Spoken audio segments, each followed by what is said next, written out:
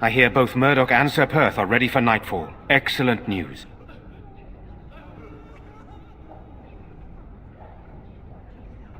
Very well. Luck be with you, my friend.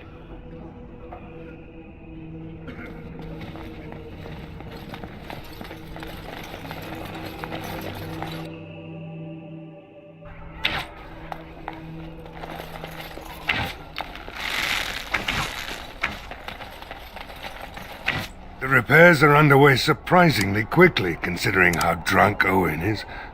We may just make it. Are you sure? There's still time left if you need to talk with Sir Perth or do anything else. Then good luck to you. You'll need it.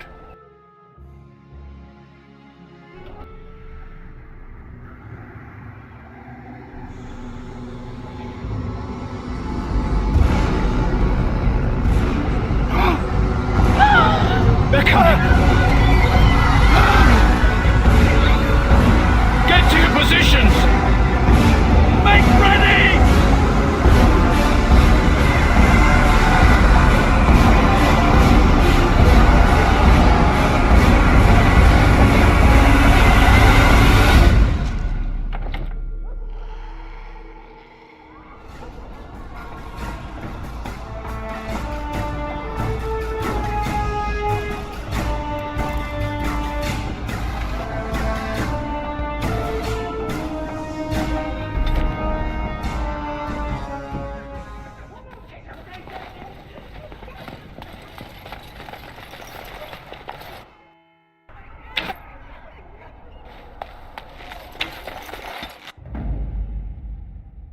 Of all the...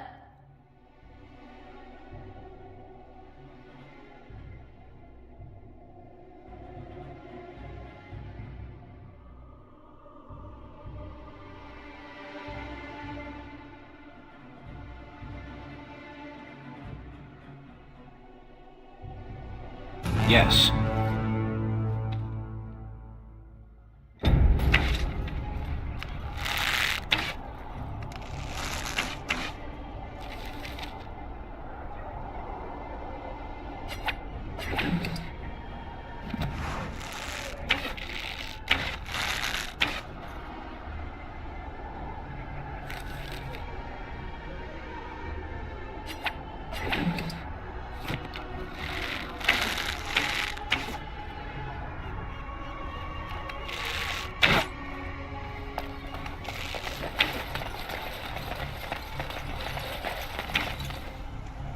The repairs are underway surprisingly quickly, considering how drunk Owen is.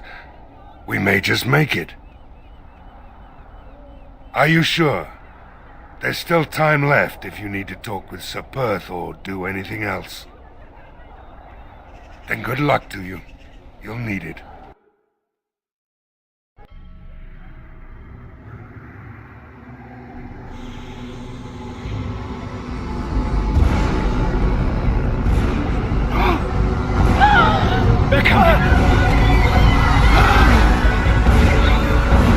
Get to your positions!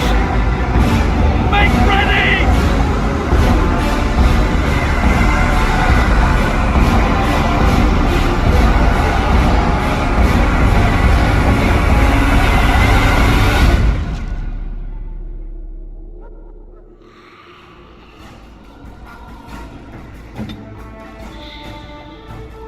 Let us go.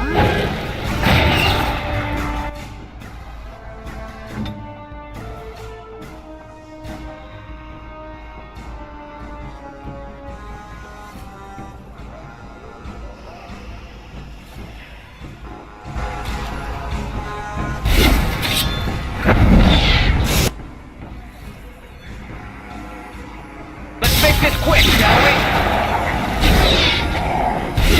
Too easy.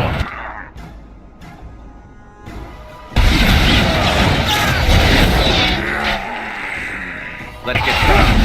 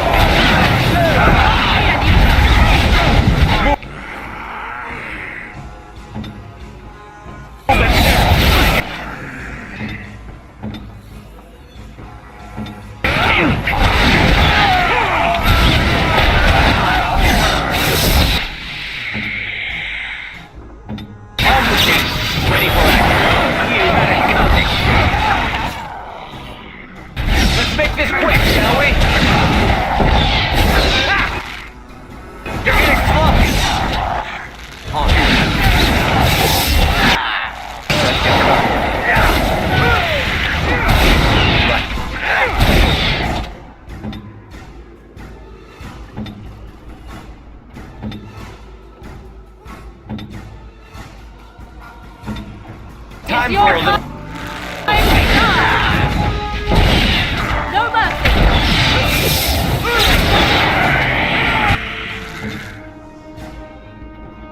Victory shall be mine. No quarter. Let's make this quick. Shall we?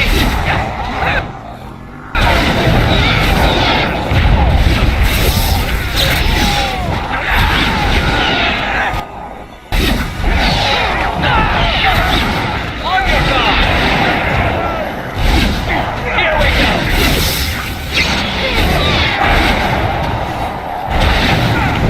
A little frantic. I can see why. No mercy. I am your death. The monsters are attacking from the lake! They're attacking the barricades! We need help! Come on! We need to hurry!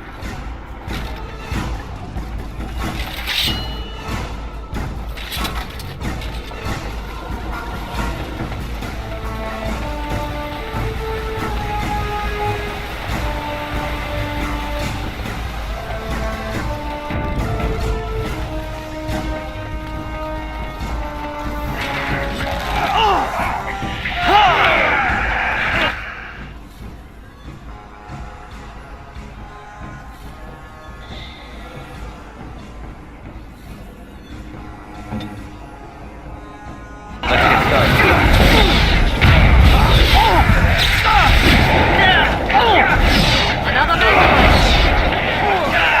Is that all you've got?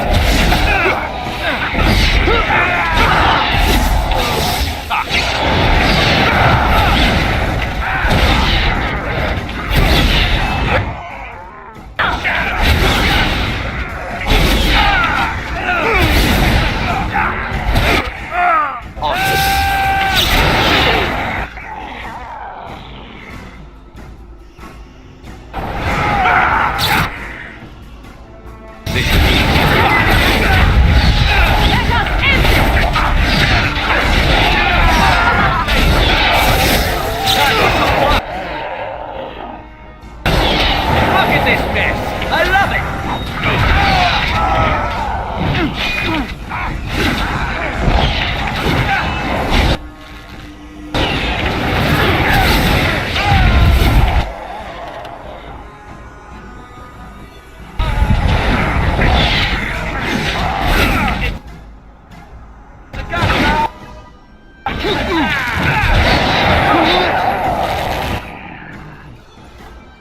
Let's get started.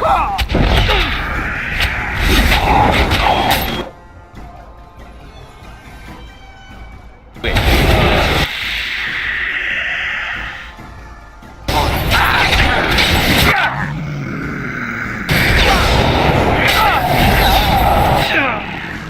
This should be easier.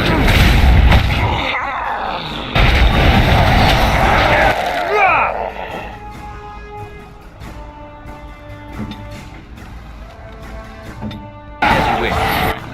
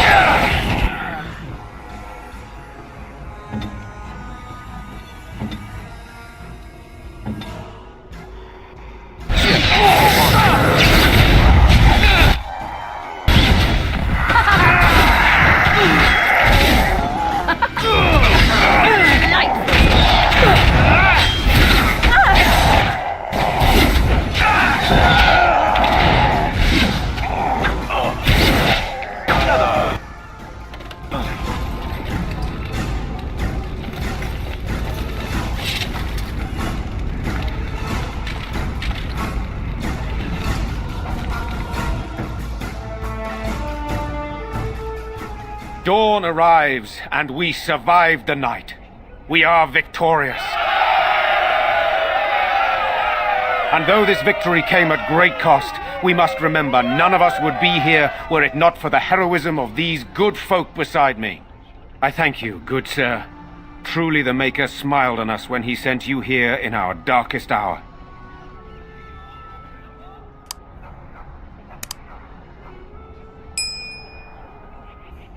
If need be, with luck we'll be discussing that with my brother.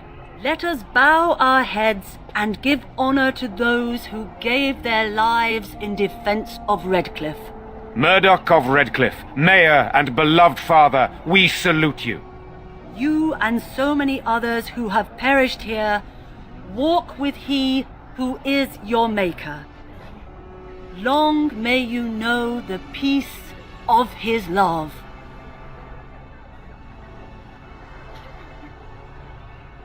With the Maker's favor, the blow we delivered today is enough for me to enter the castle and seek out your Arl. Be wary and watch for signs of renewed attack. We shall return with news as soon as we are able. Now we've no time to waste. Meet me at the mill. We can talk further there.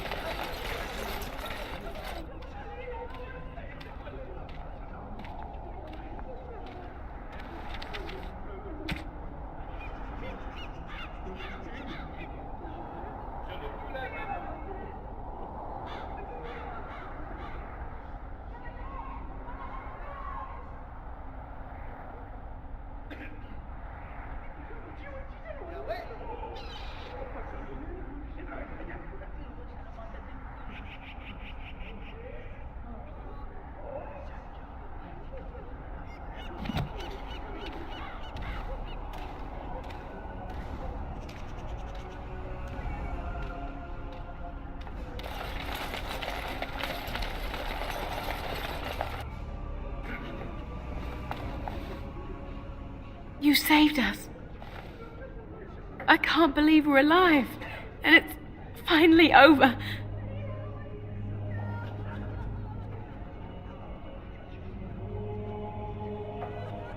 With Mother and Father both gone, I suppose they'll send us to an orphanage, maybe separated.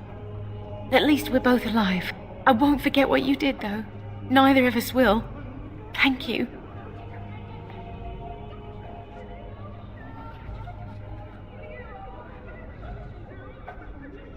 We should leave now, I suppose. There's a wagon taking us north, and I don't want to miss it. Farewell.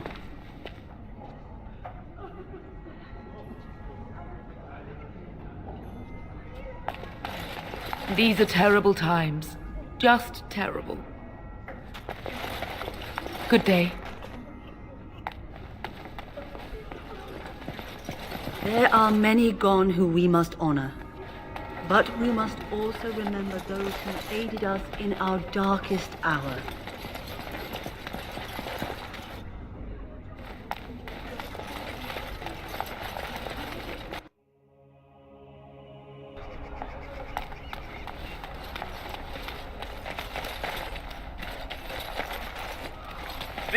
Repent your sins before death! Beg for the Maker's divine forgiveness!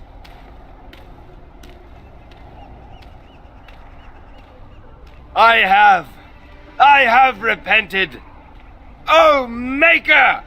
Forgive me my sins! Forgive my fellow brothers and sisters! Look upon us with kindness as we are swallowed by the darkness!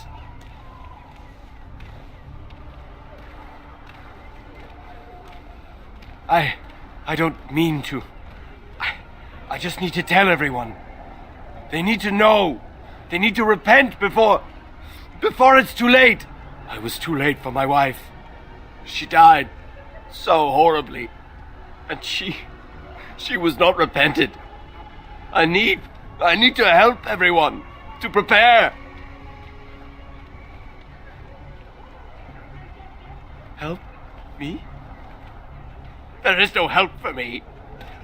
I just miss my wife so much. This is all so horrible. I think I just need to sit down. I need to collect myself. Horror awaits those who perish outside of the Maker's forgiveness.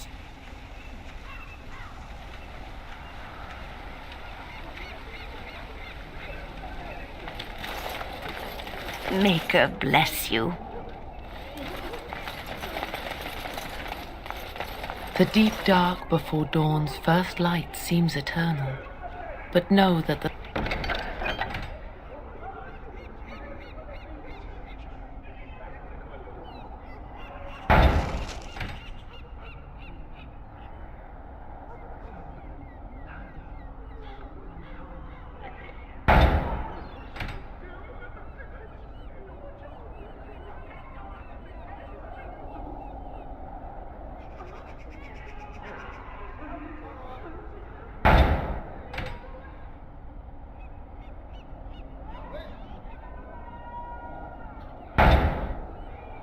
sun always rises.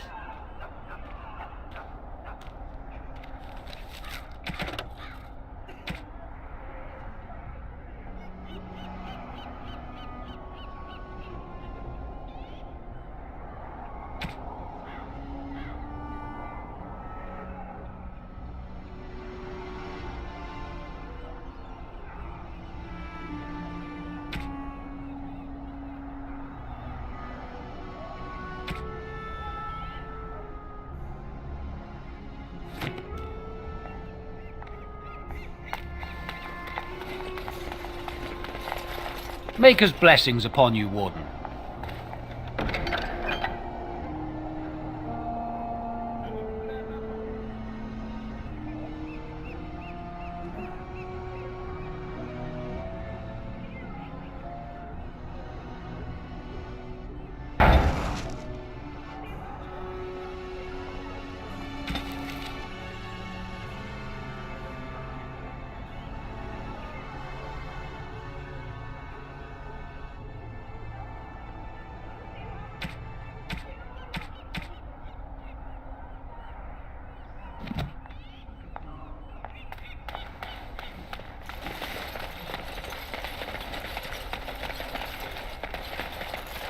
Begging your pardon, we have a lot more bodies to burn before we can turn in.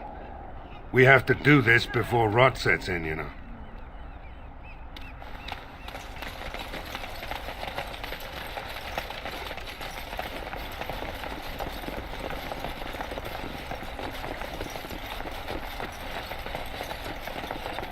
Good to see you again.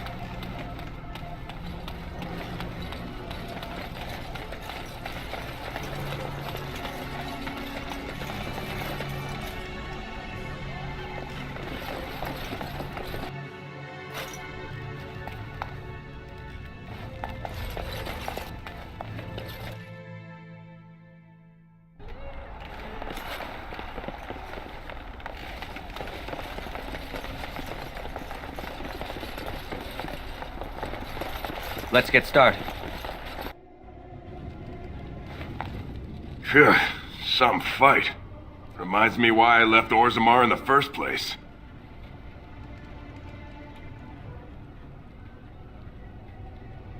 Constant fighting. A warrior's life there is blood, ash, and dust. Though I'm not sure who's dirtier. These creatures or Darkspawn.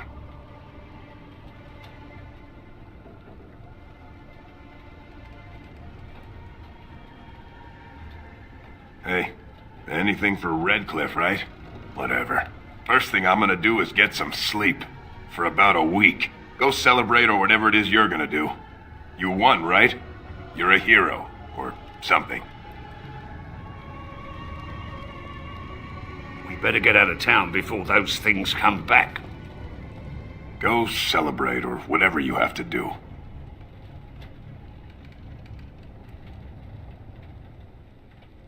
Yeah, nice to see you too. Go celebrate or whatever it is you're gonna do. You won, right? You're a hero. Or something.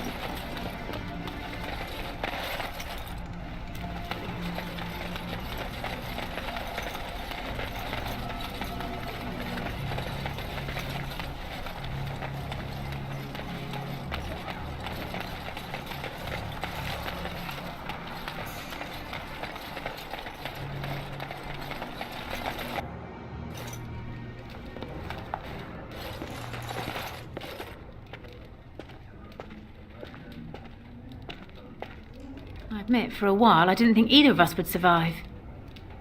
It's good to see you did.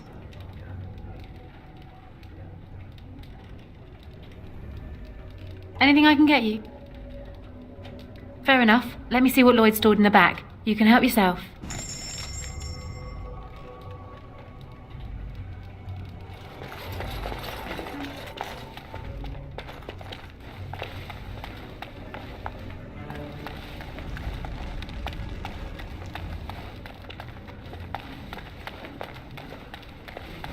Thank the Maker my brother and his family made it out of Lothering.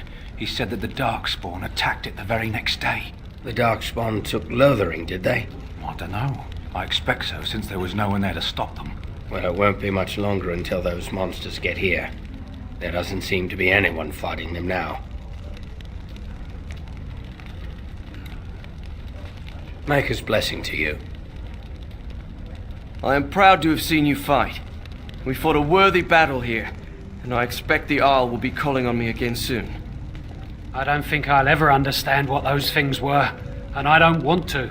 It's dark magic, all of it, and I'm only glad we came through it all. Darkspawn are coming.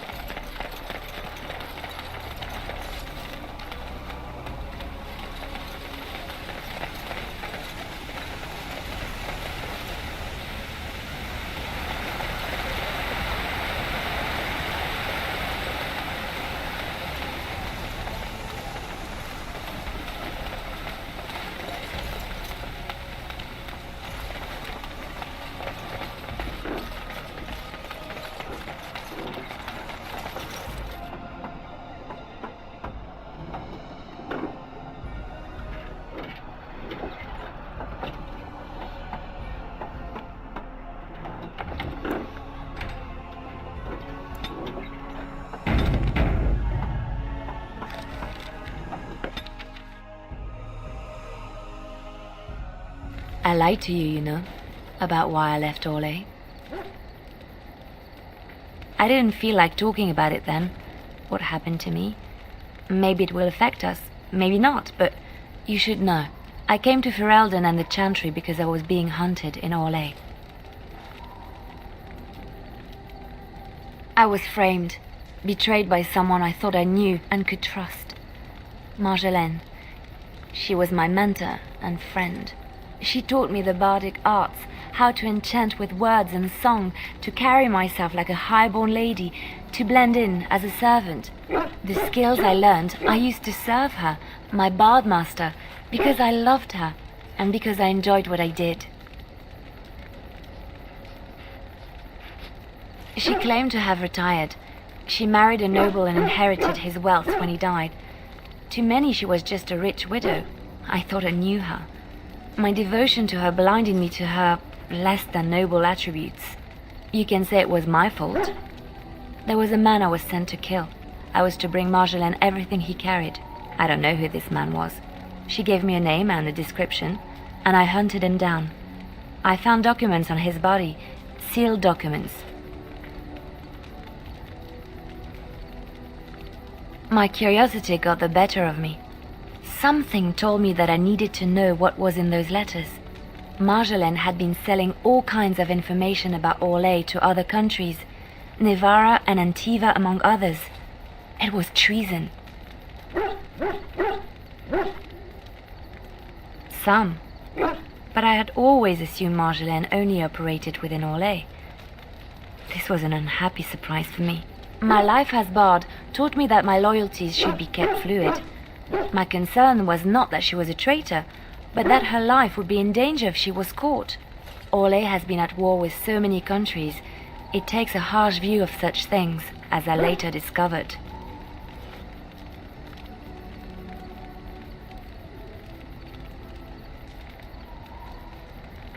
To Marjolaine. No one else. I resealed them and gave them to her, as she had instructed. I should have left well alone, but I didn't. I had to tell Marjolaine I feared for her life. She brushed aside my concern. She admitted her guilt, but said it was in the past. That is why the documents had to be destroyed, she said. I believed her. I kept believing up till the moment they showed me the documents, altered by her hand, to make me look the traitor.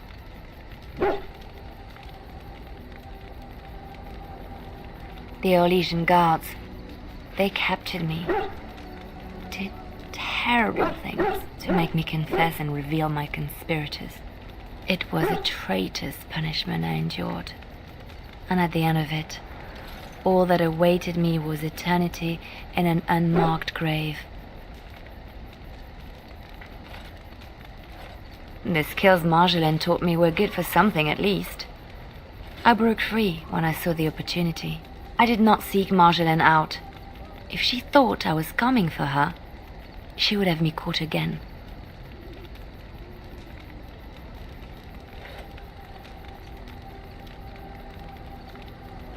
I was tempted to confront her. I was furious, betrayed.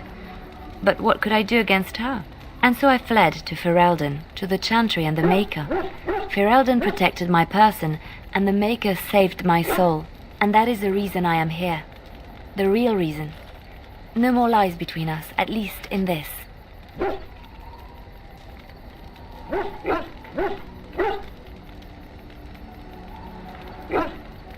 I do not think so. I have not seen a shadow of an Orlesian since I came to Ferelden. It feels good to have this off my chest. Thank you for listening and understanding.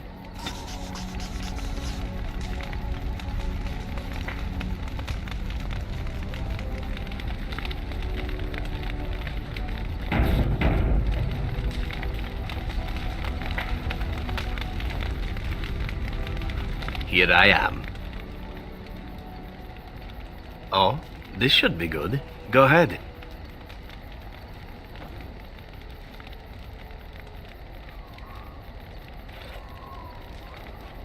Well now, I imagine that's a very fair question. Being an assassin after all is a living, at least as far as such things go. I was simply never given the opportunity to choose another way. So if that choice presents itself, why should I not seize upon it?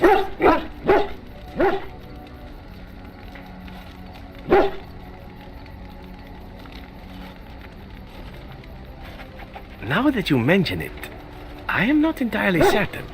I was but a boy of 7 when I was purchased. For 3 sovereigns, I'm told. Which is a good price, considering I was all ribs and bone and didn't know the pommel of a dagger from the pointy end. The Crows buy all their assassins that way. Buy them young, raise them to know nothing else but murder. And if you do poorly in your training, you die.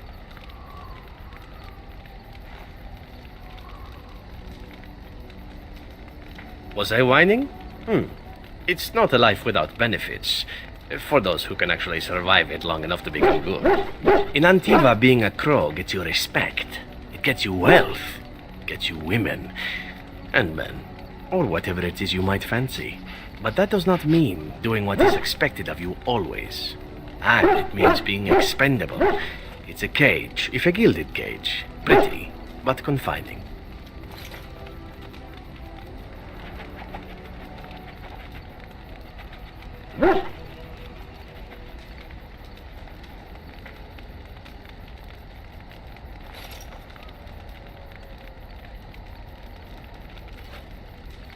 And become the next mark for some up-and-coming crow? Not likely.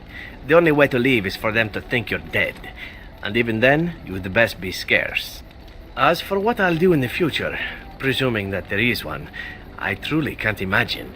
It might be interesting to go into business for myself, for a change. Far away from Antiva, of course. For now, naturally, I go where you go.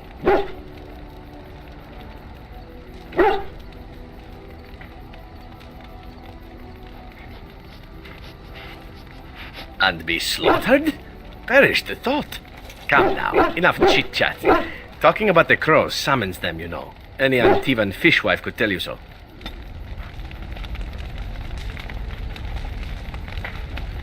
Here I am.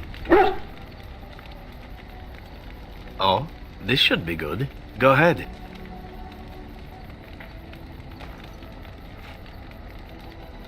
Well, the crows would have you believe that it is an involved process that takes years of training. The sort that tests both your resolve and your endurance. Survive that process and maybe, just maybe, you're good enough to start being considered one of them. But quite frankly, the truth is that all it requires is a desire to kill people for a living. It's surprising how well one can do in such a field.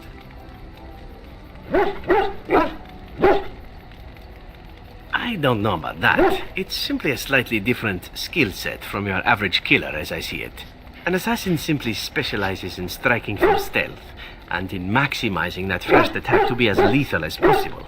Debilitate your foe, either by poison or by crippling their limbs, makes any follow-up combat you need to engage in that much simpler.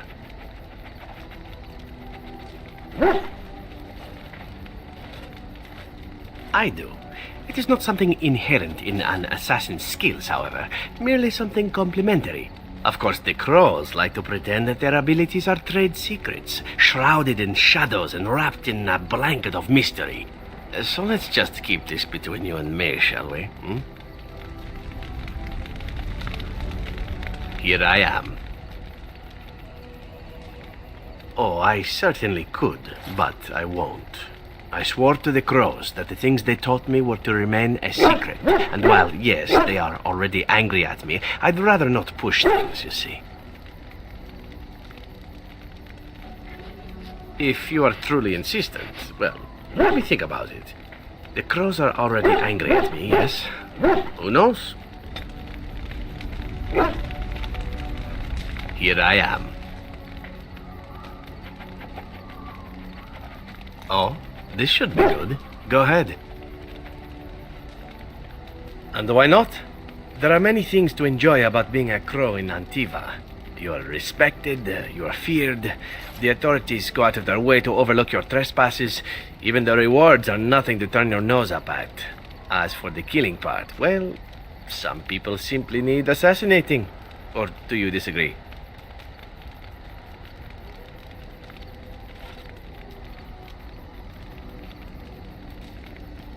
Now there's an interesting word, innocent. How many men do you know who can claim to be truly innocent? But if you're talking generalities, such as children and relatives and bystanders and such, never on purpose. But it happens. It's unfortunate, but death comes to us all. If not me, then some wasting disease, or a fall down the stairs, or at the hands of a darkspawn. It's all relative in the end.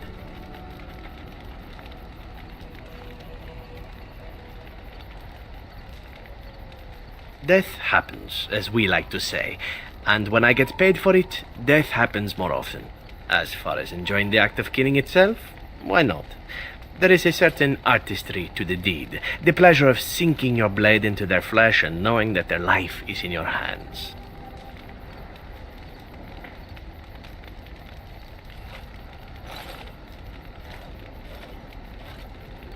It is? Perhaps you are right. I've been told from time to time that I am a sick, sick man. Often in bed, oddly enough. There are many things I did not enjoy about being a crow, of course. Having no choice, being treated as an expendable commodity, the rules. Oh, so many rules. But simply being an assassin, I like it just fine. I will continue to do it if I can, even if I am not a crow. Honestly, could you picture me doing something else?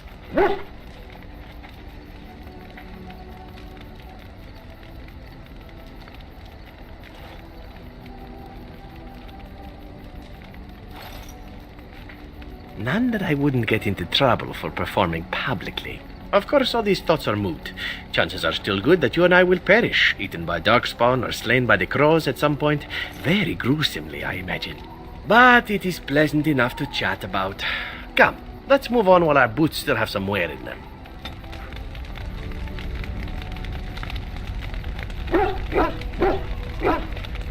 Here I am.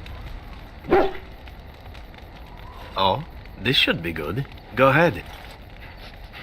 Oh, you wish to know about Antiva, do you? The only way to truly appreciate it would be to go there. It is a warm place, not cold and harsh like this Ferelden. In Antiva it rains often, but the flowers are always in bloom. Or so the saying goes.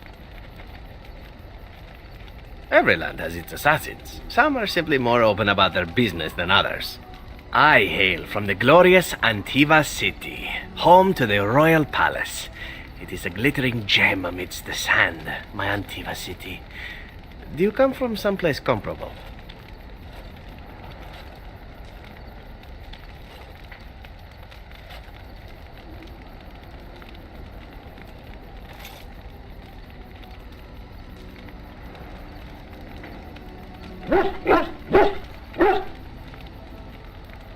You have me there, indeed. I, for one, can make no such claim, as I never laid eyes on the woman. You know what is most odd? We speak of my homeland, and for all its wine and its dark-haired beauties and the lilo flutes of the minstrels, I miss the leather the most.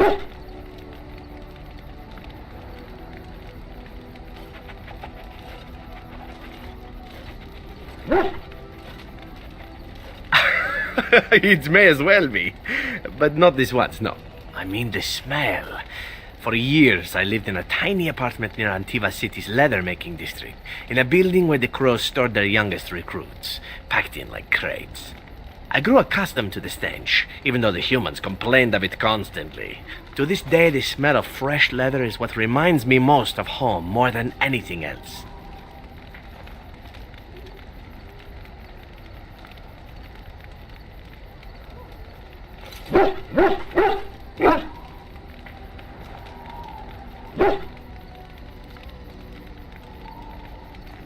Ah, but it's not Antivan leather, is it? I do not know what the Antivan tanners do that is different, but there is no leather more supple nor more fragrant. Before I left, I was tempted to spend what little coin I possessed on leather boots I spotted in the store window. Finest Antivan leather, perfect craftsmanship. Ah, but I was a fool to leave them. I thought, Zevran, you can buy them when you return as a reward for a job well done. More the fool I, no?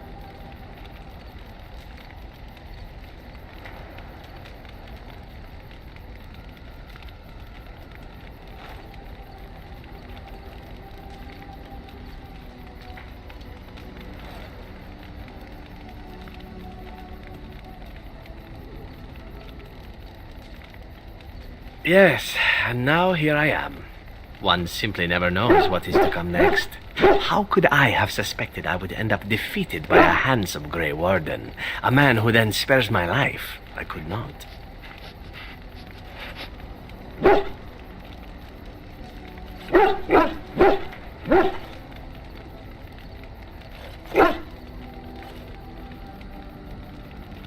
Perhaps that was a poor choice of words. True, though it is.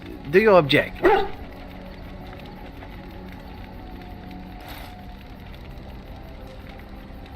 And glad I am to hear it. Now, if it is all the same to you, I would prefer not to speak more of Antiva. It makes me wistful and hungry for a proper meal.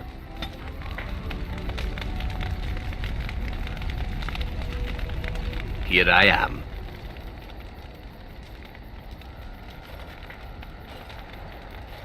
Oh, this should be good. Go ahead. Here I am. Oh, this should be good. What would you like to discuss?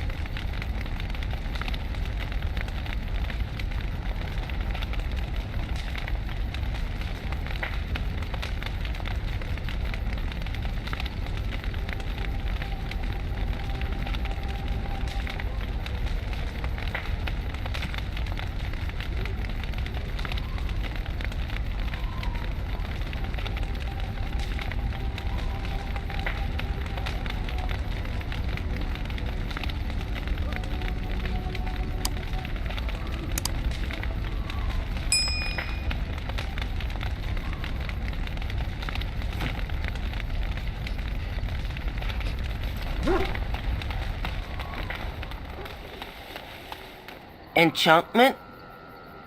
Enchantment!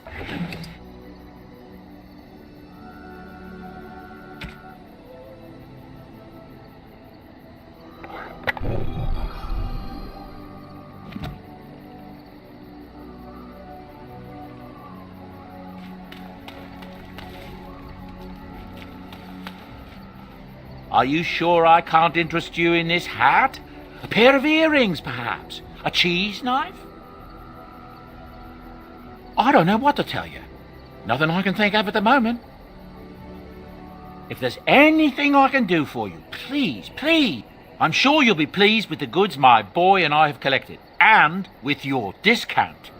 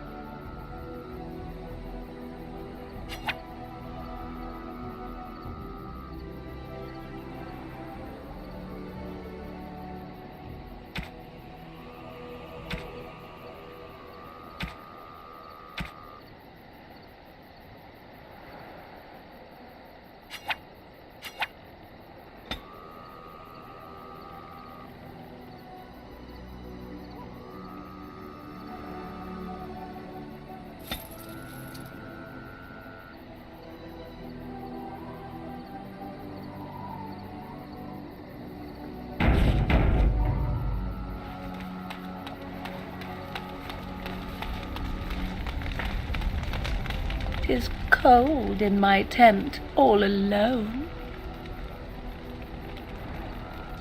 So you shall come to my tent? But whatever shall we do in that tiny little space together while we wait for it to warm?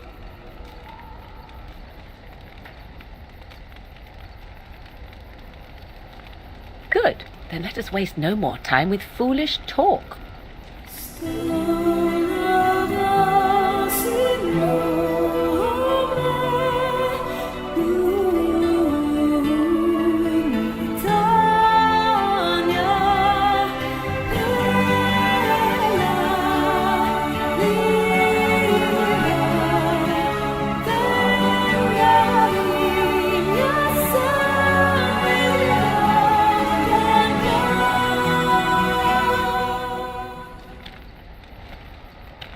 I see the stories they tell of Grey Warden endurance are not exaggerated.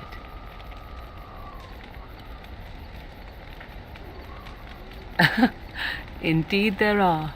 The unanswered question, of course, is whether the endurance exists because of the taint within you, or because the Grey Wardens are by nature so very healthy.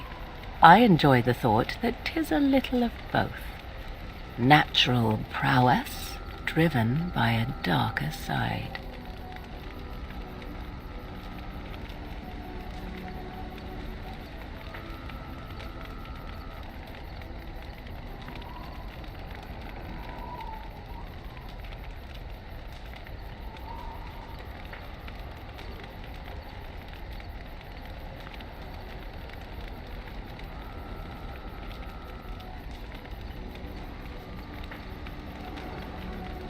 That is entirely up to you. Simply know that I have no designs on your independence. I wish only to do what I desire, and if that coincides with what you desire, then so be it. And should you decide not to continue our misadventure, then so be it. Very simple, is it not?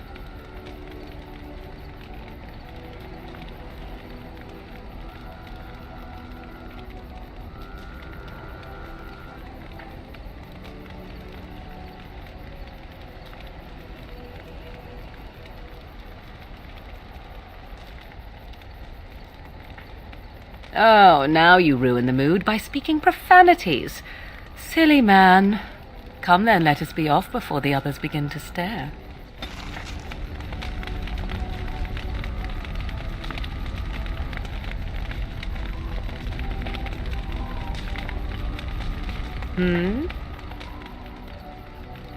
We are in camp, so 'tis as good a time as any.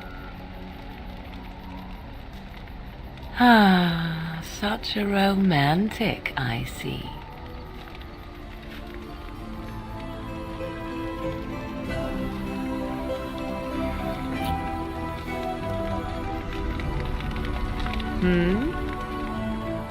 We are in camp, so 'tis as good a time as any.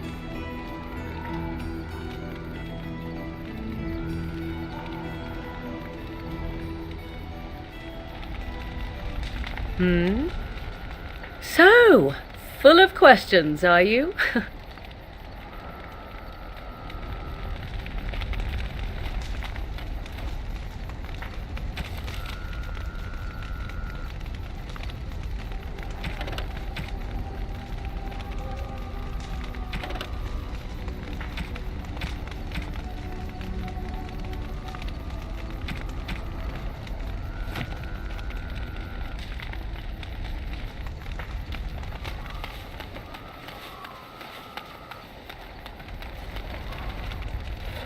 Yes.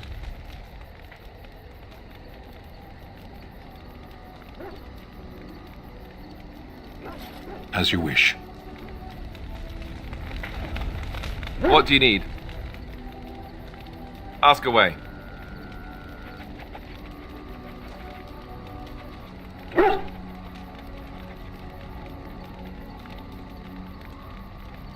I suppose I could, but I really would rather not. When the Grand Cleric let Duncan recruit me, she made me swear never to reveal Templar secrets outside of the Chantry. I'd rather not go back on my word. Ask me later, perhaps. maybe I'll change my mind. This is not something small you're asking, after all. What do you need? Ask away. You never asked?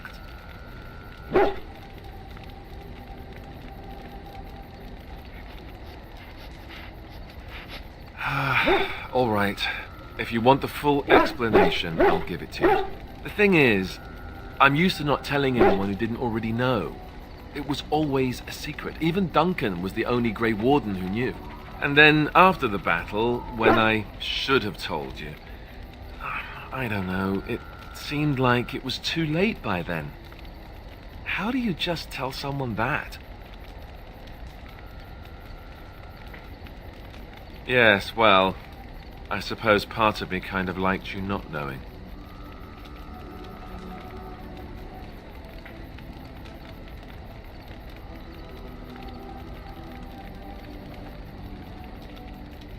More dangerous than the regular kind of danger we've faced since the battle?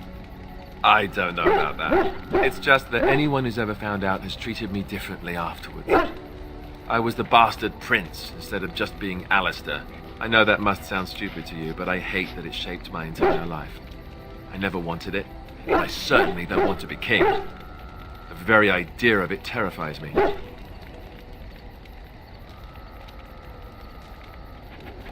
Hello? Have you met me?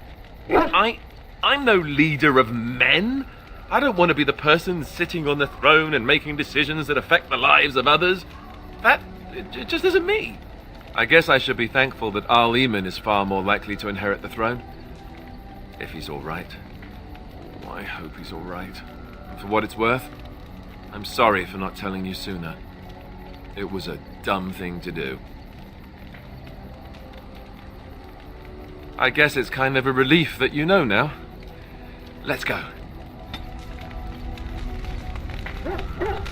What do you need? Ask away.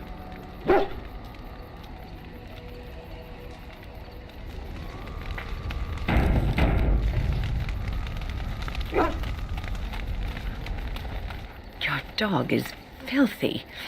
I can smell him 50 yards off.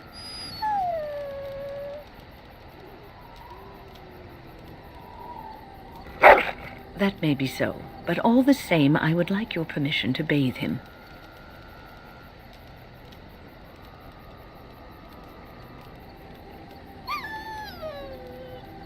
Excellent. I will get my soaps, and the dog shall have his bath after supper.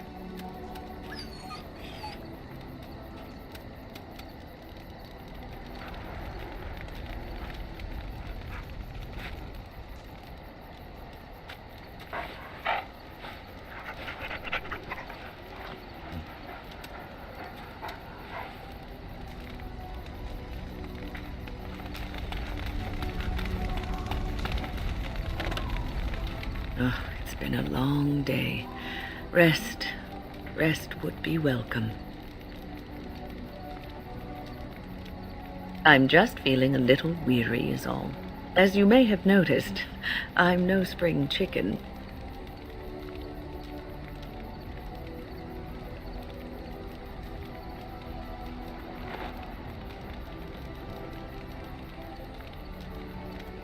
Thank you. You're very kind to say so. But in all honesty, I do not know how many years I have left in me. I have lived for such a long time, but there is always something else to do. And I have to keep going in order to do it. I think I will be glad when I am done.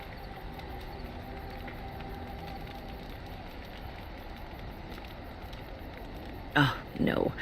I'm not the sort of person that leaves things unfinished. I'll see this through, I promise.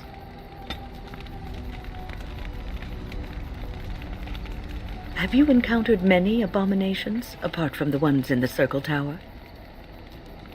The first time I saw an abomination, my blood turned to ice. It was months before the nightmares stopped. It was the knowledge that I could easily become one of them that frightened me the most. One slip. All it takes is one slip. and everything you are is simply gone, replaced by madness. And there is no turning back, or at least that's what they say.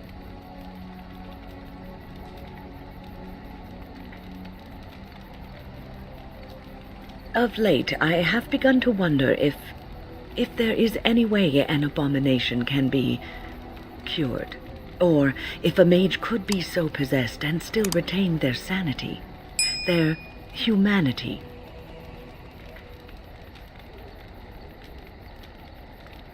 Yes, it is madness and cruelty that define abominations. If those are lacking, if the mage remembers the person they truly are, then they are not an abomination. I never saw that. Thank you for showing me another way of looking at it. Irving told me about how you became a Grey Warden, and that unpleasant incident that occurred prior to your departure from the Circle.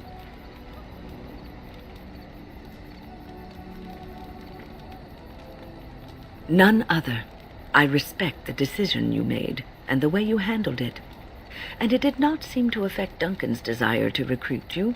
But that aside, you're a Grey Warden now, and perhaps I presume too much by saying this, but the Circle is proud of you.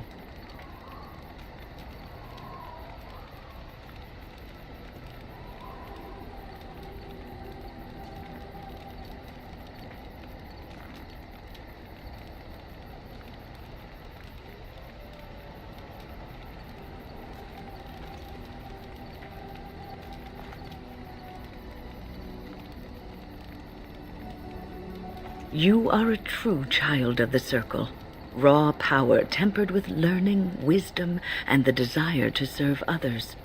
Sometimes it gives me comfort to think that everything will end up the way it's supposed to. That it will be all right.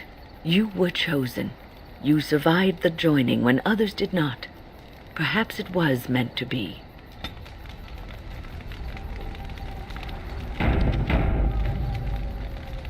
I must ask, what does being a Grey Warden mean to you?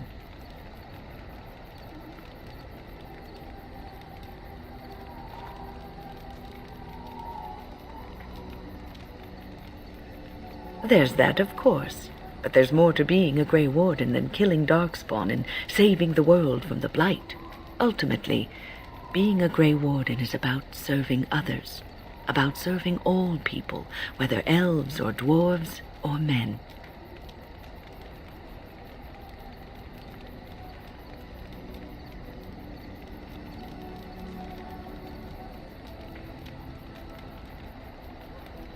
As a Grey Warden, you are a guardian of men, and you guard them because their continued existence is more important than you are. Thus it is you who serves, not they.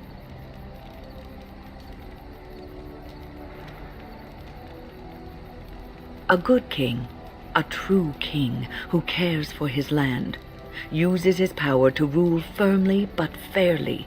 He serves his people first and foremost.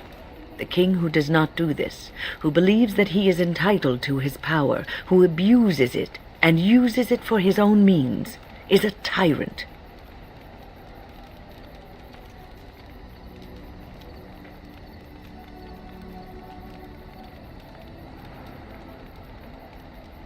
And the country suffers for it. If you live apart from others, and your actions affect only you, then you may do as you wish. But if you have power, influence, and strength, your every action will be as a drop of water in a clear, still pond. The drop causes ripples, and ripples spread.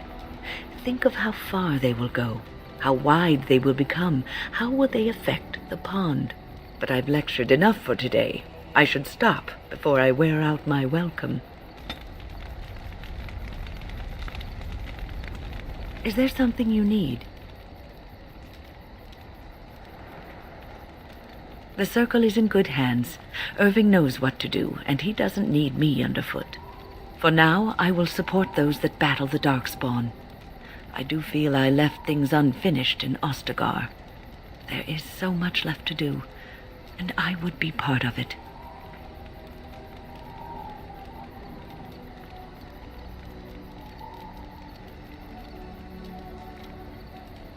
The Grey Wardens, all 2 of you, need all the help you can get. I will see this through to the bitter end, and after that, if I am still left standing, then I will return to the Circle.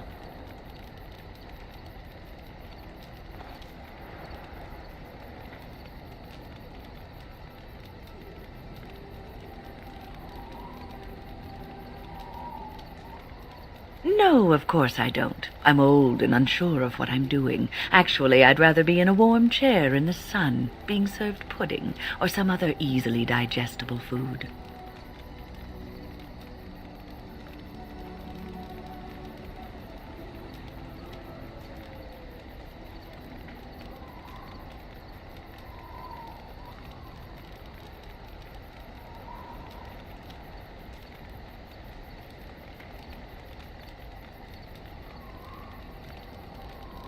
I'm sorry. People often jest about my age, and I've learned to just play along. You need a sense of humor when you're as old as I am. But to allay your fears, yes, I am sure this is what I want.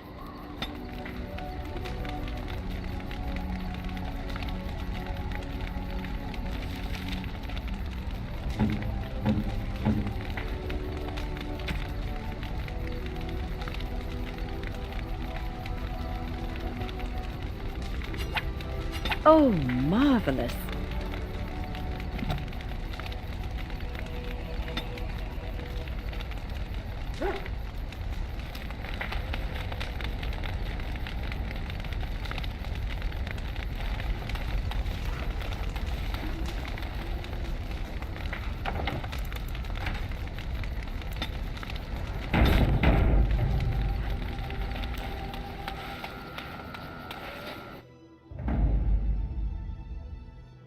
Yes. Indeed.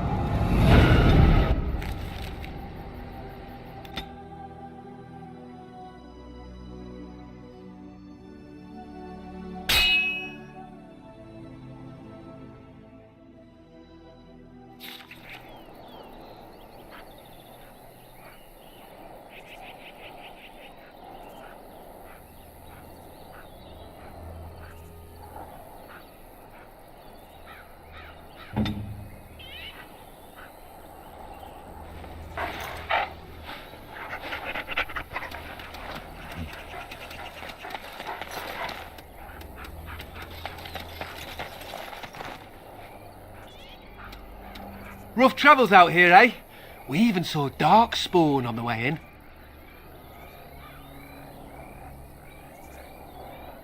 Right, Darkspawn. We killed a whole band of them on the way up from Lothering. We're delivering a message to the Chantry in Denerim. You? We saw a blood mage down near the Brazilian forest.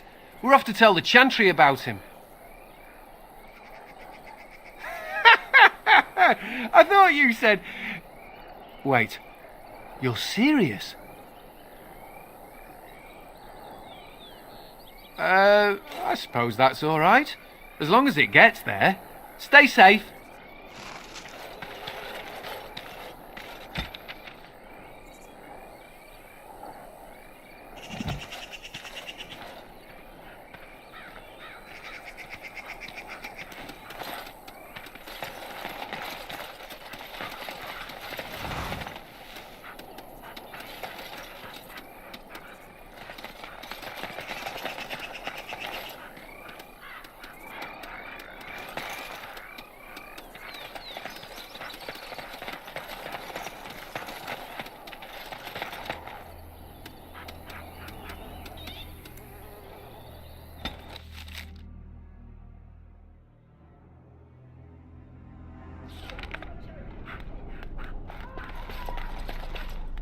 You really killed all those abominations? I'm sure you need supplies after that, don't you?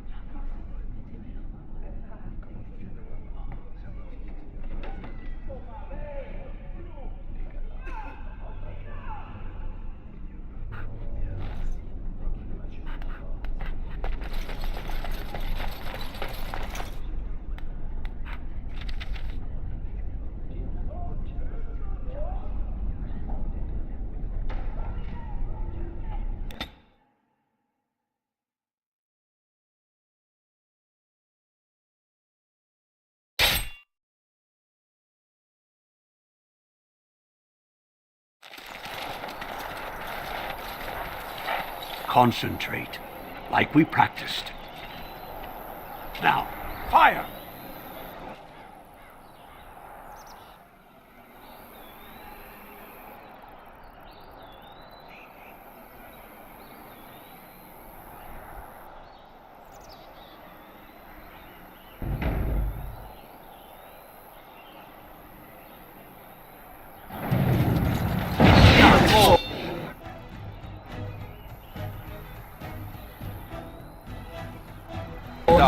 Slay them all!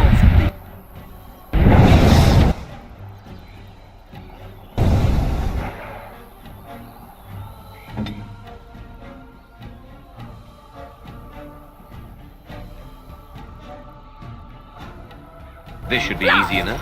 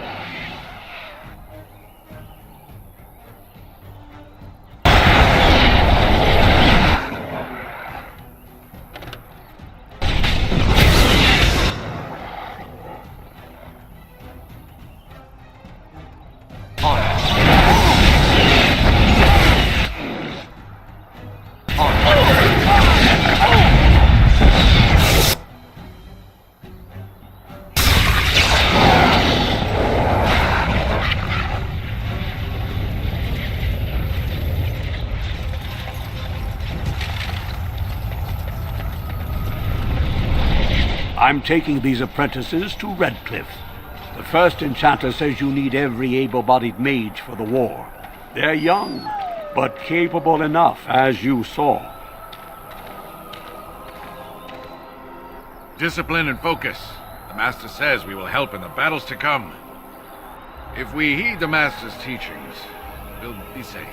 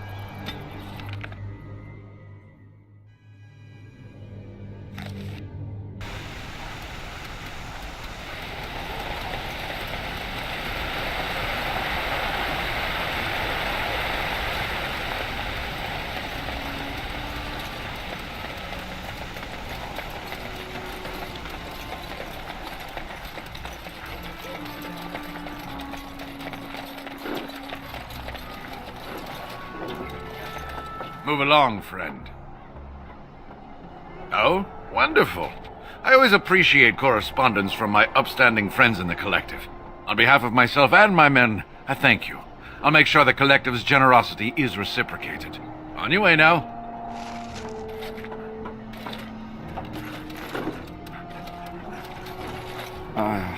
It is sad to think of how much death there has been here. But we have saved the village beyond all expectations. You have done well, my friend. I will remain here to guard the village and receive any fellow knights as they continue to return. At least until the castle is retaken. I dread to think what might have happened had you not arrived when you did. These people should be thankful for your timely arrival. I know I am. It is sad. Without you, we defeat one we evil surely only would to have have a perished. greater one lying on the horizon. We must reassemble Redcliffe army.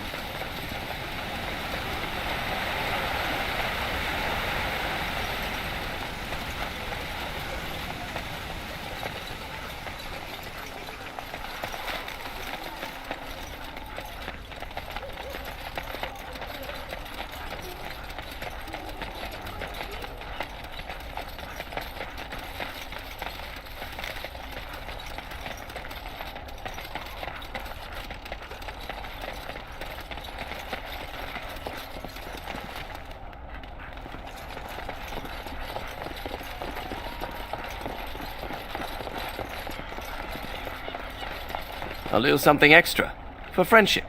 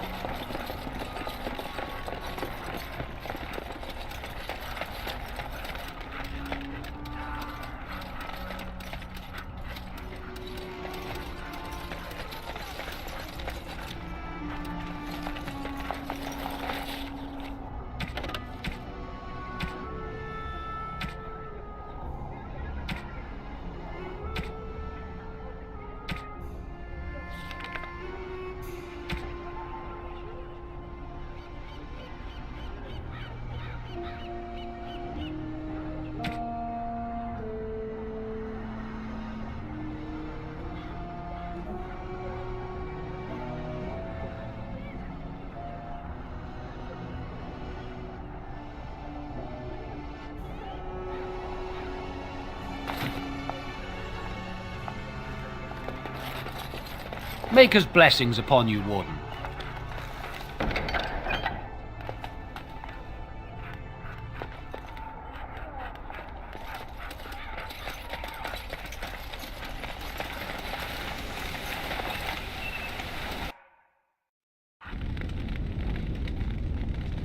Good to see you in one piece. Do you have news of Elena yet?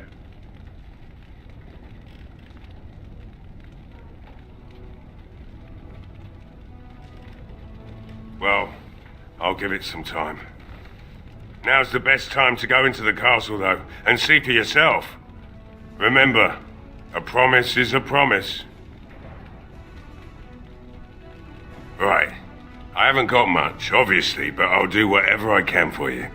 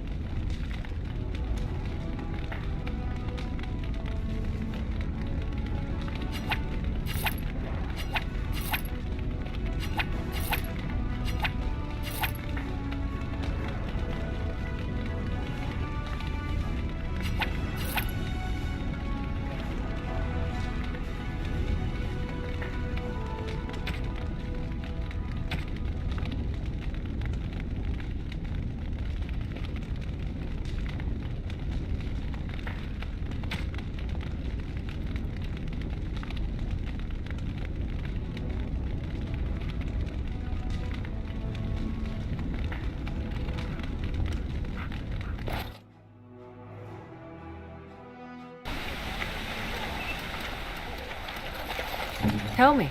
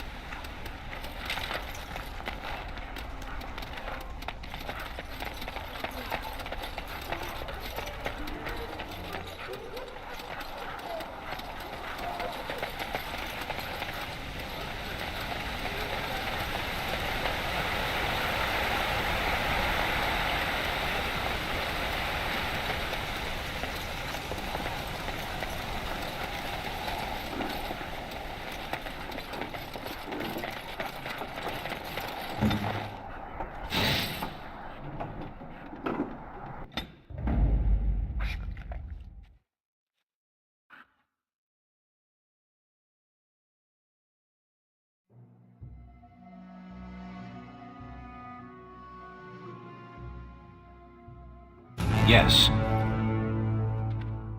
Oh, blast it. Blast and damnation! Yes.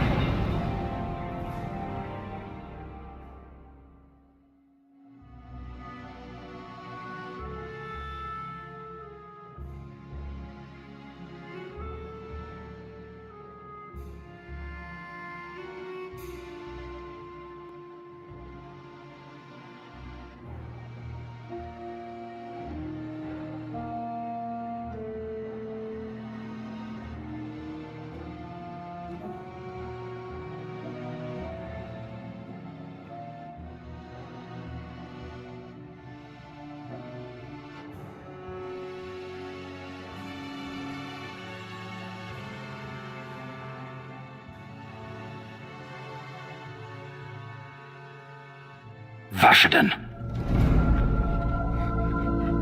Blast and damnation! Indeed.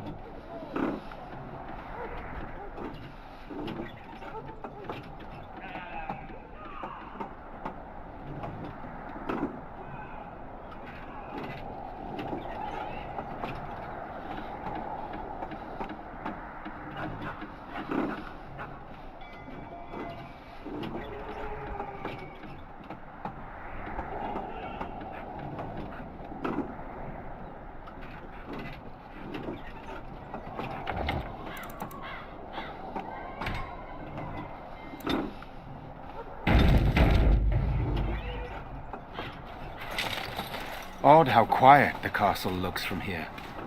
You would think there was nobody inside at all. But I shouldn't delay things further.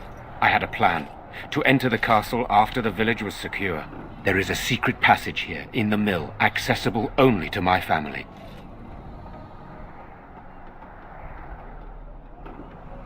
I had no idea what lurked in the castle, and I couldn't abandon the people of the village. What if... Maker's breath. Tigan, thank the Maker you yet live. Isolde, you're alive. How did you... What has happened? I do not have much time to explain. I slipped away from the castle as soon as I saw the battle was over, and I must return quickly. And I need you to return with me, Tigan. Alone.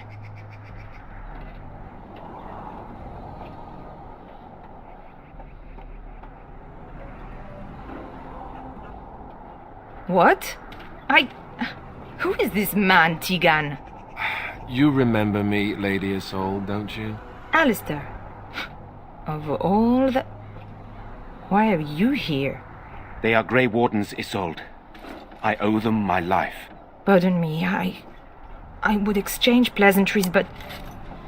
Considering the circumstances...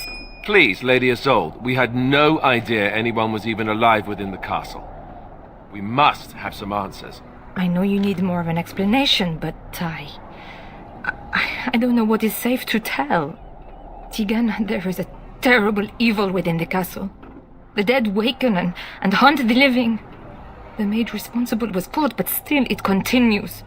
And I think Connor is going mad. We have survived, but he won't flee the castle. He has seen so much death. You must help him, Tigan. You are his uncle. You could reason with him. I do not know what else to do.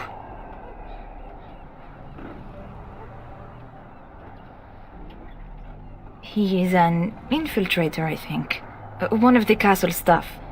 We discovered he was poisoning my husband. That is why Eamon fell ill. Eamon was poisoned? He claims an agent of Terran Logains hired him. He may be lying, however. I cannot say.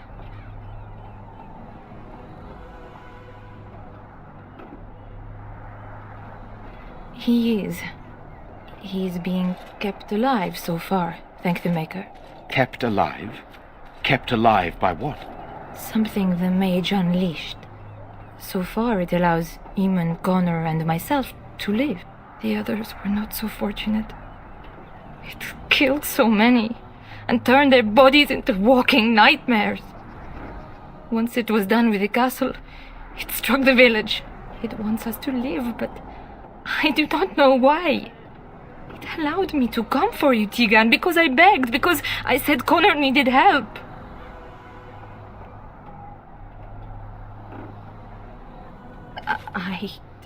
I do not know. Oh, Maker's mercy. Could it truly be a demon? I can't let it hurt my Connor. You must come back with me, Tigan. Please.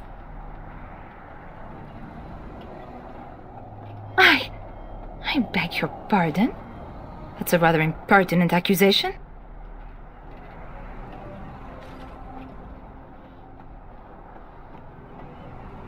An evil I cannot fathom holds my son and husband hostage. He came for help. What more do you want from me? Tigan, I do not have much time. What if it thinks I'm betraying it? It could kill Connor. Please come back with me. Must I beg? For Connor's sake, I promised I would return quickly and only with Tigan. Tigan, I know you could order your men to follow me when I return to the castle. I beg you not to. For Connor's sake. The king is dead, and we need my brother now more than ever. I will return to the castle with you, Isolde. Thank the Maker. Bless you, Tigan. Bless you.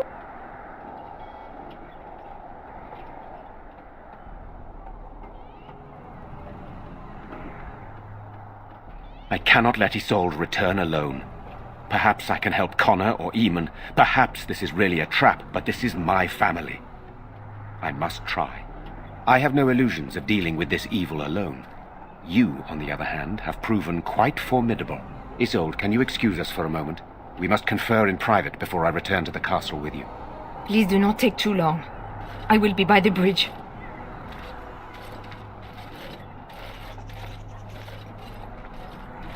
Here's what I propose. I go in with Isolde, and you enter the castle using the secret passage. My signet ring unlocks the door. Perhaps I will distract whatever evil is inside and increase your chances of getting in unnoticed. What do you say?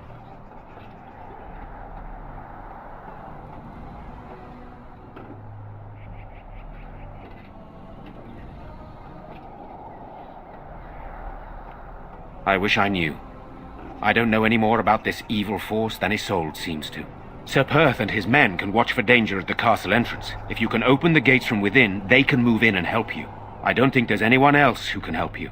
If you choose not to go, then it's up to me to do what I can. Here is my signet ring. It will open the lock on the door in the mill. Whatever you do, Eamon is the priority here. If you have to, just get him out of there. Isolde, me, and anyone else, we are expendable.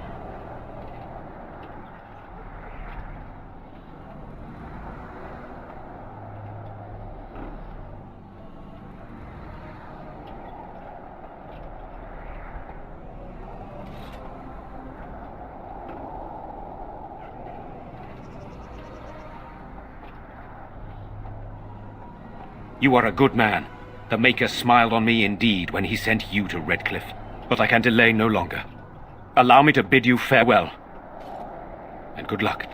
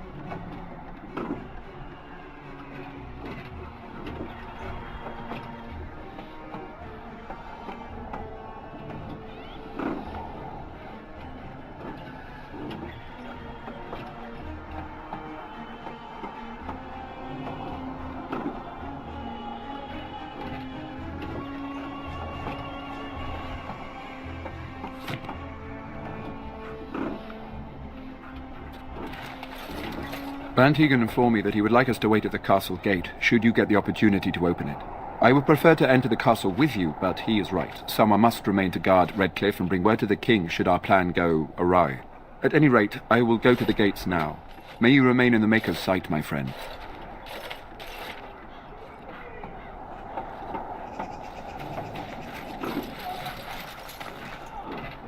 And here you are again. More generosity from my friends at the Collective. Of course. Some other time, then.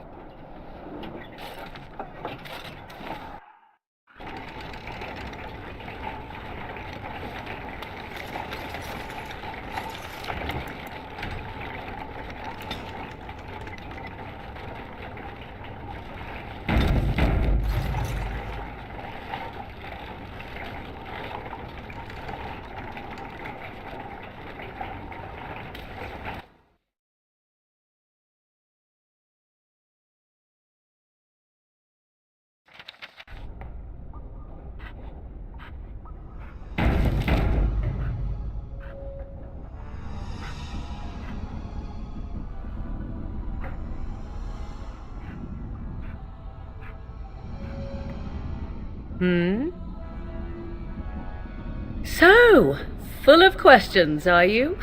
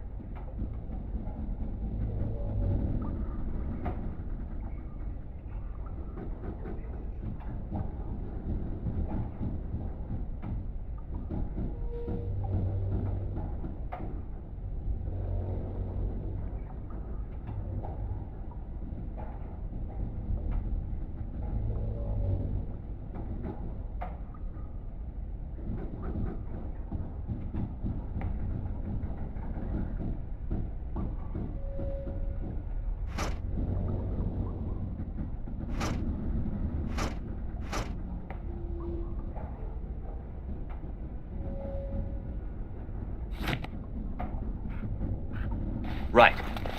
Fine.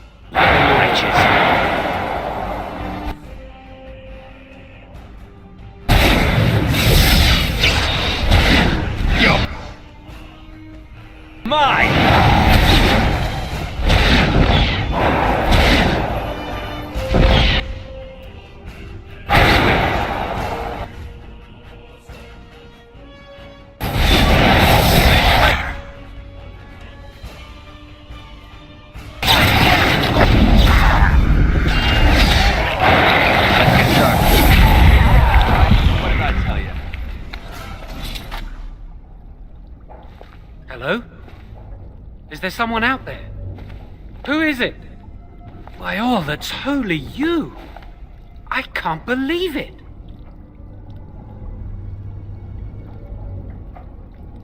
Maker's breath, how did you get here? I never thought I'd see you again, of all people. You've spoken with her. Then, you know I poisoned Al-Eman. For all I know, he's already dead.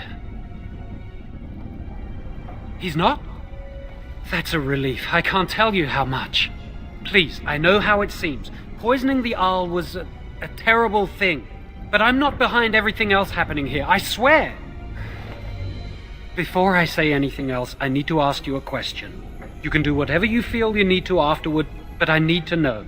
What became of Lily? They didn't hurt her, did they? The thought that she might have paid for my crime.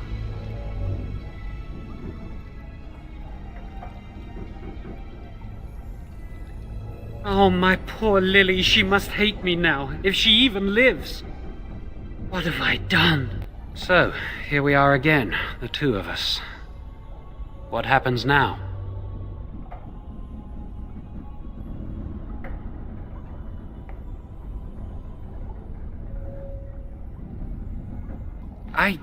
I know it looks suspicious, but I'm not responsible for the creatures and the killings in the castle. I was already imprisoned when all that began.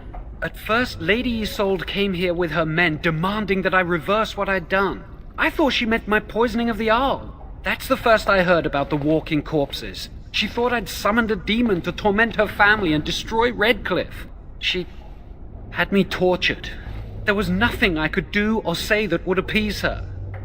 So they left me to rot. I was instructed to by Terran Loghain. I was told that Al-Eman was a threat to Ferelden, that if I dealt with him, Loghain would settle matters with the Circle. All I wanted was to be able to return. But he abandoned me here, didn't he? Everything's fallen apart. I never thought it would end like this. Maker, I've made so many mistakes. I've disappointed so many people. I wish I could go back and fix it. I just want to make everything right again. Why wouldn't I? I was desperate, and this is Terran Loghain we're talking about for Andraste's sake. Why wouldn't I believe him? Connor had started to show signs. Lady Isolde was terrified the Circle of Magi would take him away for training. Connor? A mage? I can't believe it. She sought an apostate, a mage outside the Circle, to teach her son in secret so he could learn to hide his talent. Her husband had no idea.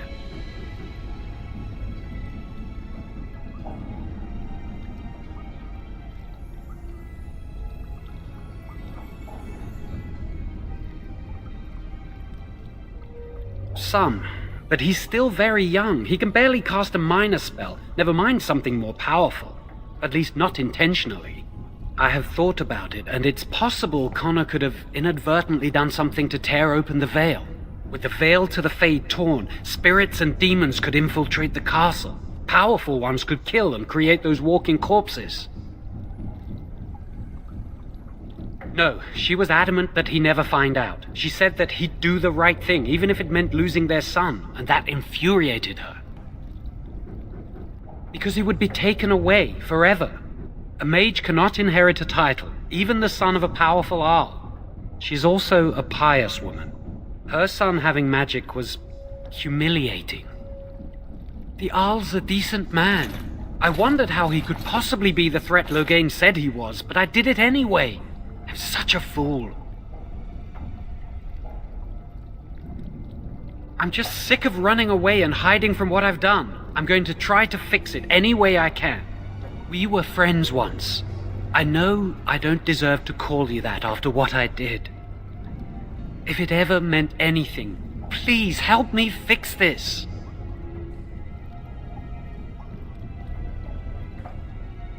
I'm still the same Jowan you knew.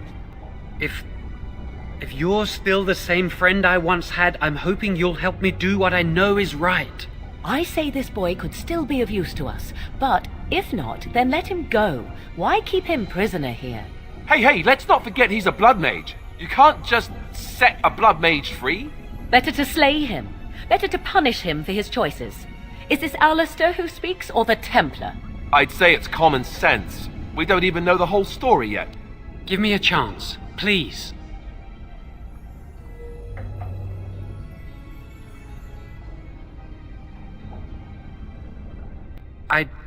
I tried to save anyone still up there.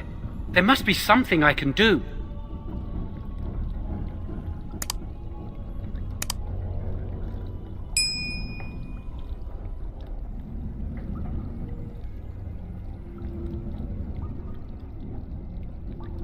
Afterwards, I assume I'll be arrested, or executed, or whatever people like me get.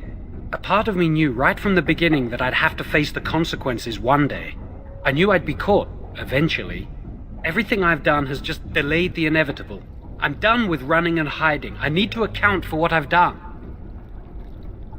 I don't think it will redeem me, but that doesn't mean I shouldn't try.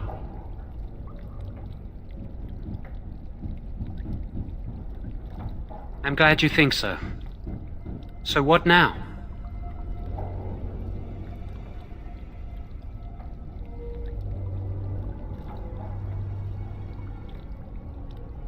Then I will wait.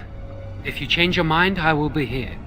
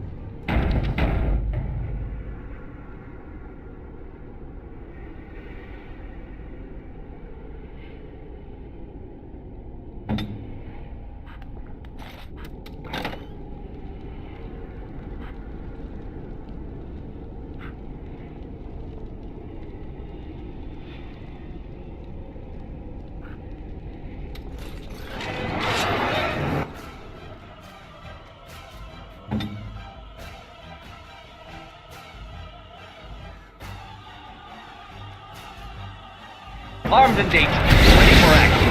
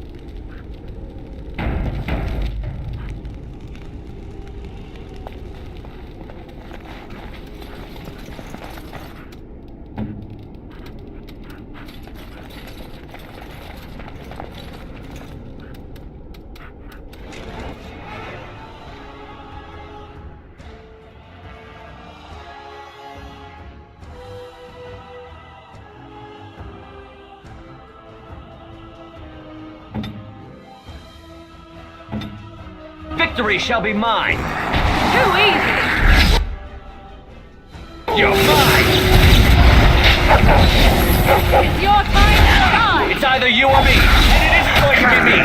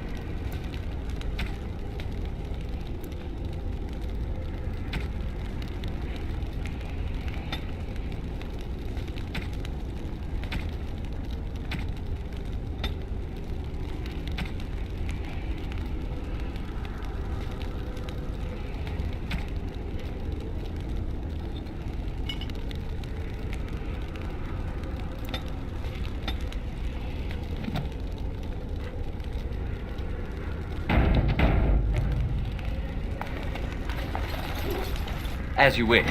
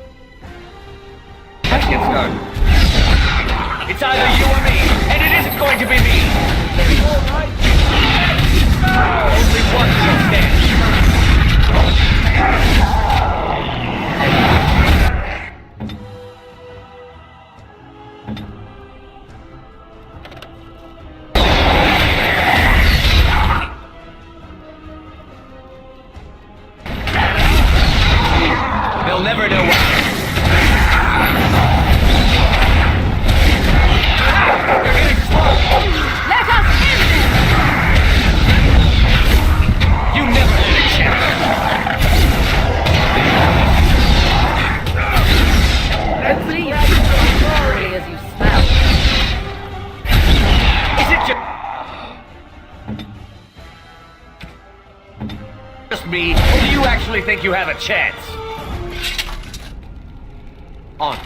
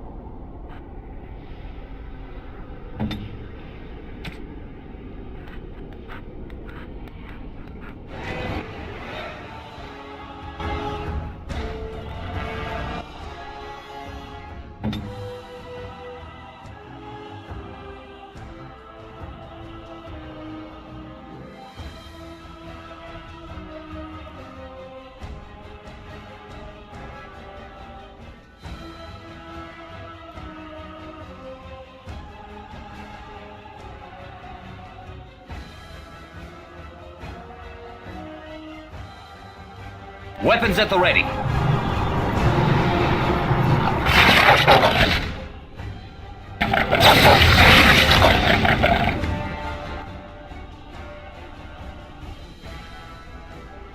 Here we go!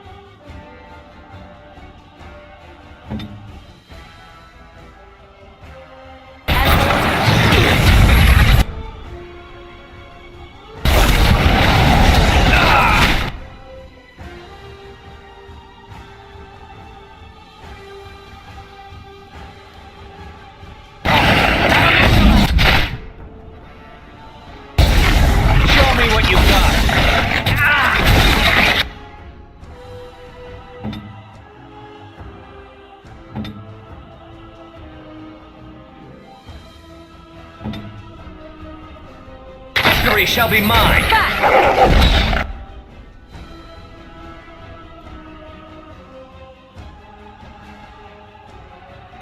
Ruling and save some dignity.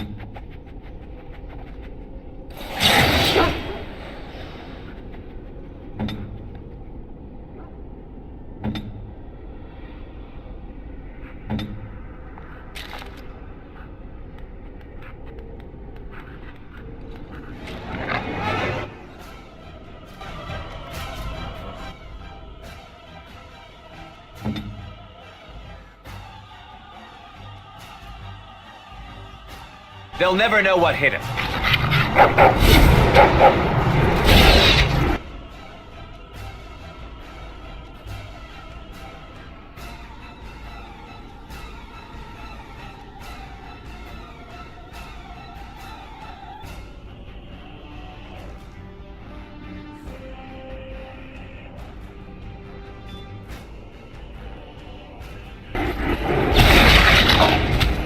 You smell great!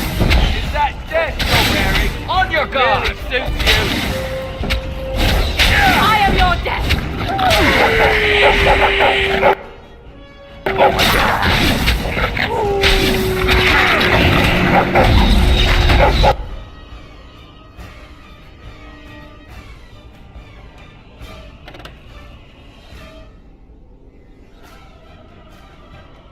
As you wish.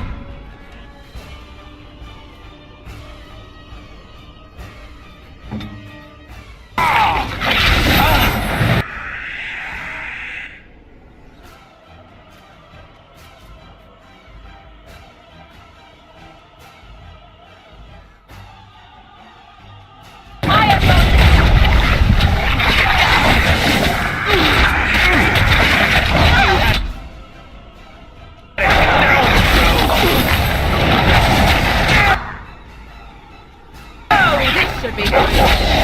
Very well. Another battle.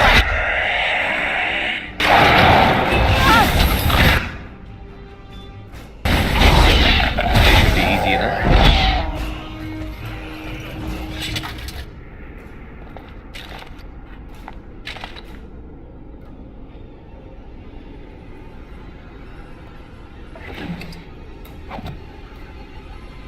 Let's get started.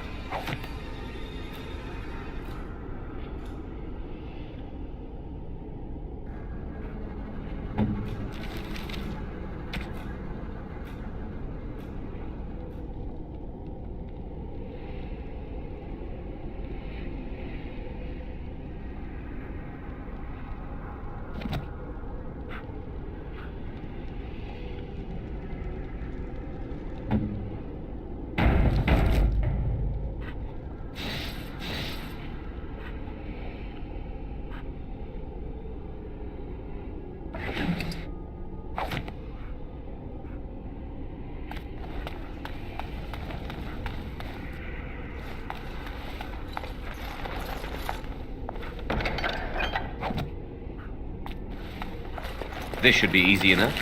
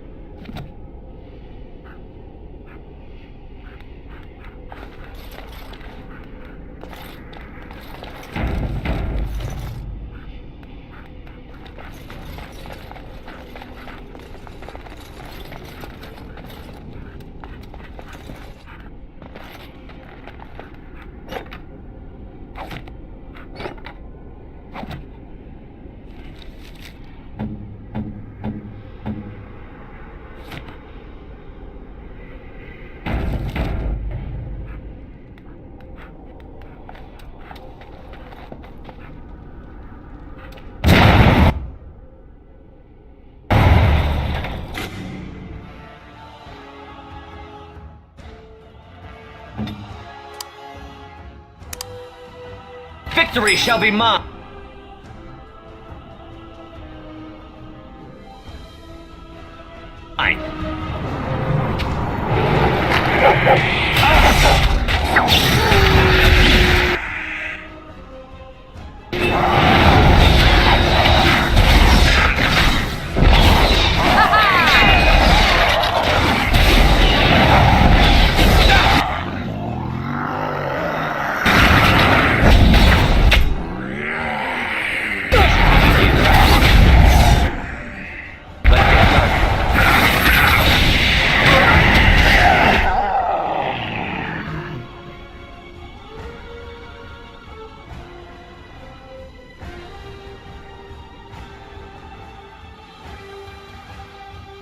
As you wish.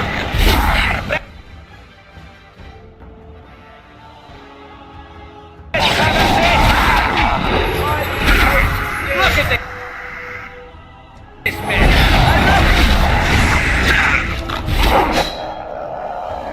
Another acolyte.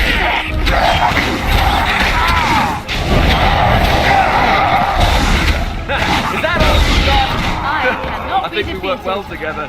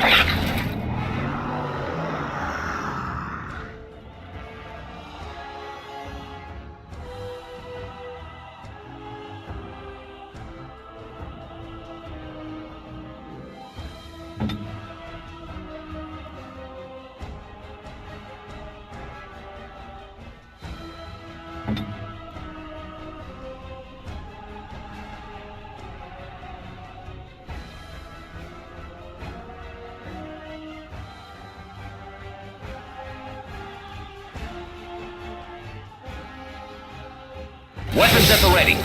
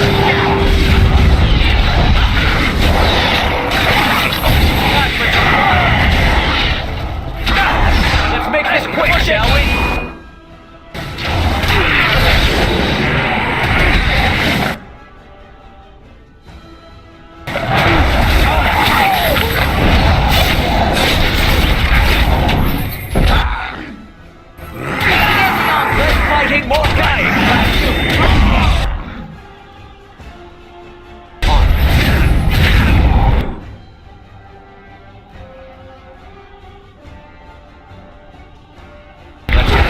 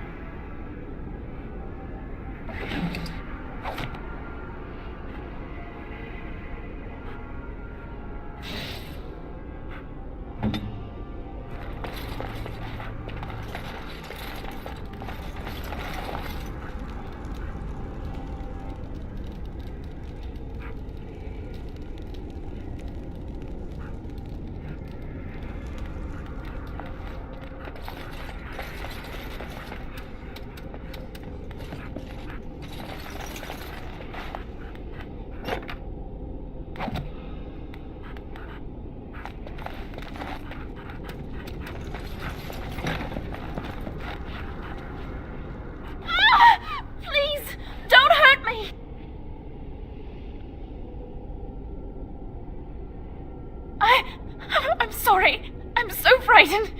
These monsters are everywhere. My name's Valena.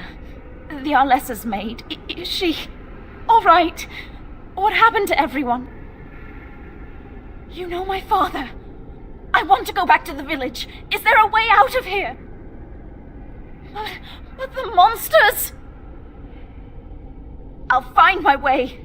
I can run fast and I know the castle. Thank you.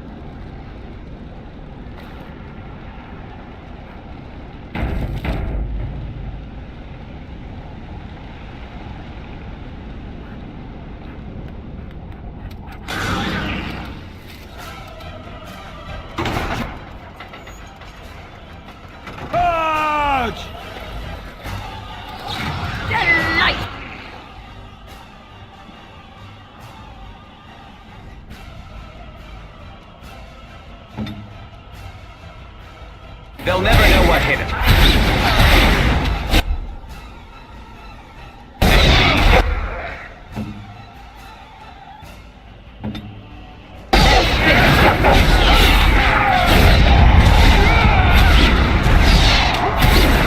Show me what you got.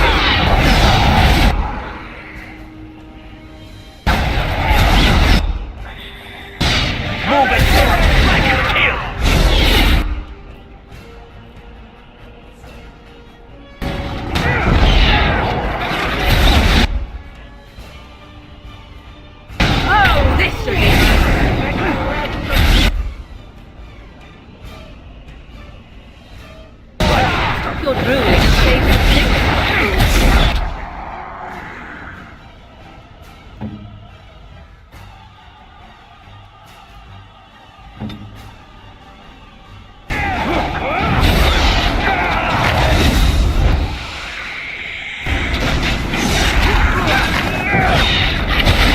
Only one of us can.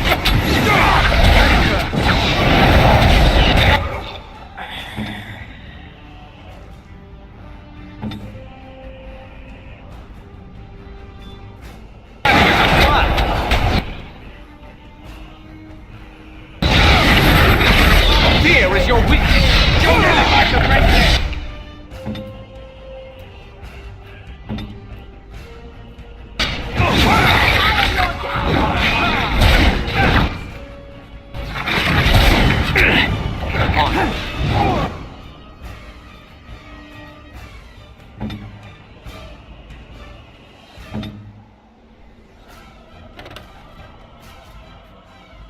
Time for a little cleanup.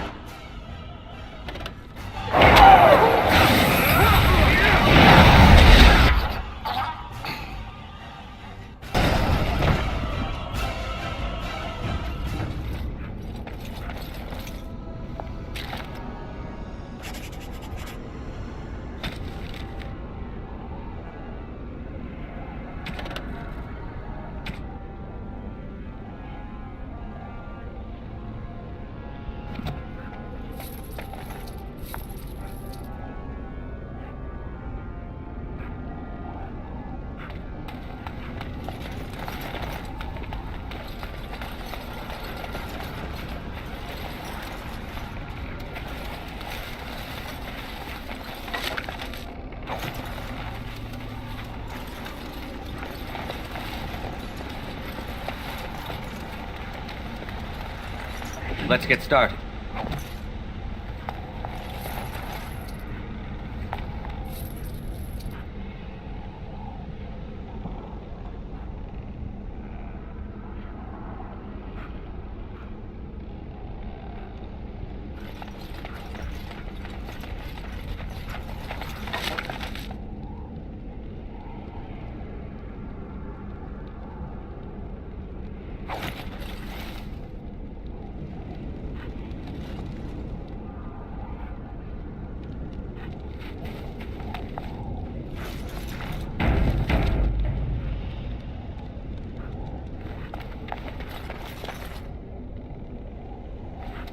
It is sad.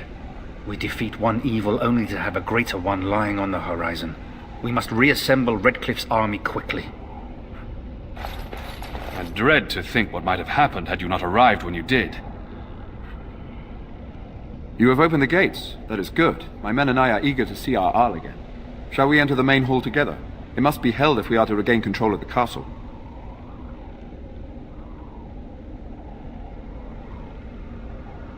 As you wish. We will hold the gate and watch for anyone attempting to leave. Let me know if the situation changes.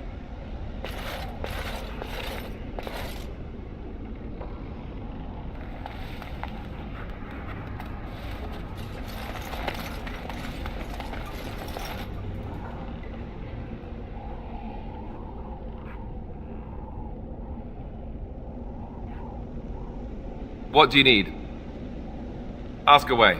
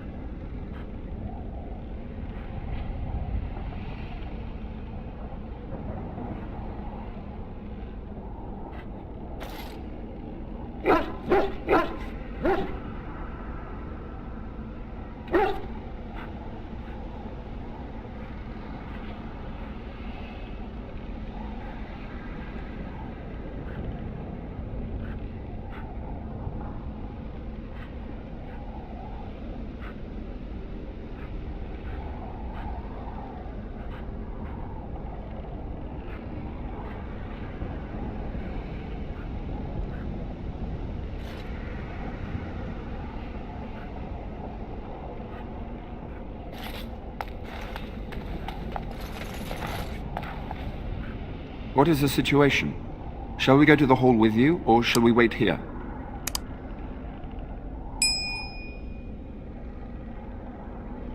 Excellent. Let us go now, then, and see what awaits us there.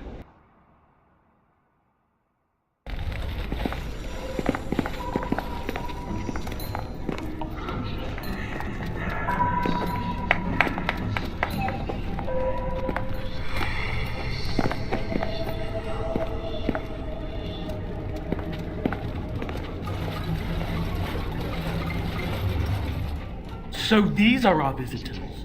The ones you told me about, Mother. Yes, Connor. And this is the one who defeated my soldiers. The ones I sent to reclaim my village. Yes. And now it's staring at me. What is it, Mother? I can't see it well enough. This is an elf, Connor. You've seen elves before. We have them here in the castle. Oh, I remember. I had their ears cut off and fed to the dogs. The dogs chew for hours. Shall I send it to the kennels, Mother? Connor, I beg you. Don't hurt anyone. Mother? What's happening? Where am I? Oh, thank the Maker. Connor, can you hear me? Get away from me, fool woman! You are beginning to bore me. Maker's breath. What has happened here? Grey Warden, please don't hurt my son. He is not responsible for what he does.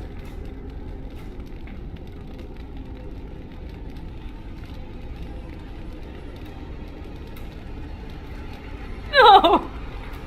Don't say that! So, the boy has become an abomination and sundered the veil. Connor didn't mean to do this. It was that mage, the one who poisoned Demon. He started all this. He summoned this demon. Connor was just trying to help his father. And made a deal with the demon to do so? Foolish child. It was a fair deal. Father is alive, just as I wanted. Now it's my turn to sit on the throne and send out armies to conquer the world. Nobody tells me what to do anymore. Nobody tells him what to do. Nobody! Ha ha ha ha! Quiet, Uncle! I warned you what would happen if you kept shouting, didn't I? Yes, I did. But let's keep things civil. This man will have the audience he seeks. Tell us, what have you come here for?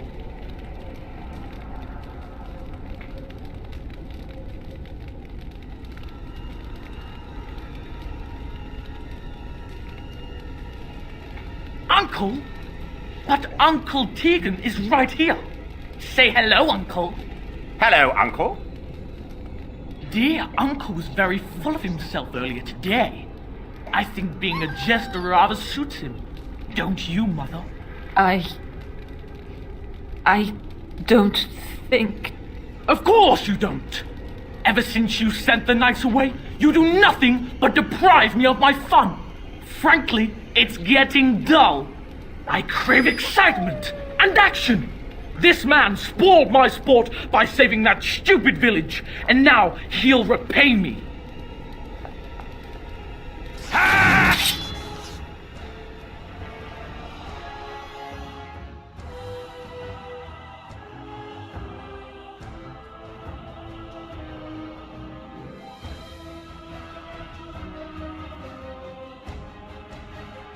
Let's get started.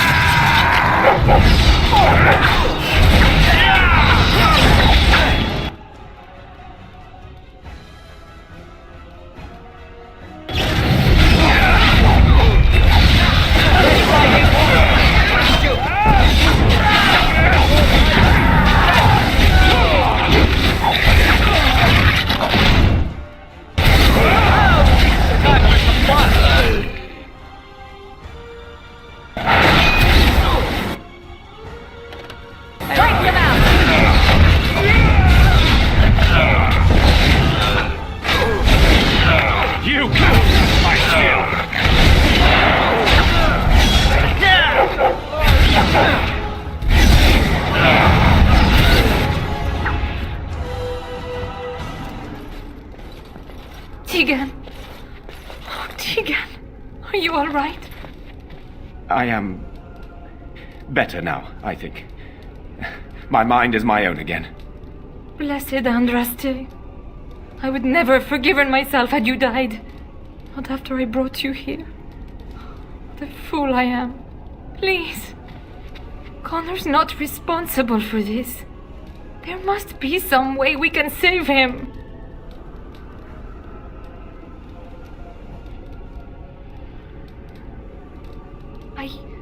Yes. I didn't tell you because I believed we could help him. I still do. Clearly the child is an abomination. There is only one way to stop it. He's not always the demon you saw. Connor is still inside him, and sometimes he breaks through. Please, I just want to protect him. Isn't that what started this? You hired the mage to teach Connor in secret, to protect him. If they discovered Connor had magic, then they'd take him away. I thought if he learned just enough to hide it, then...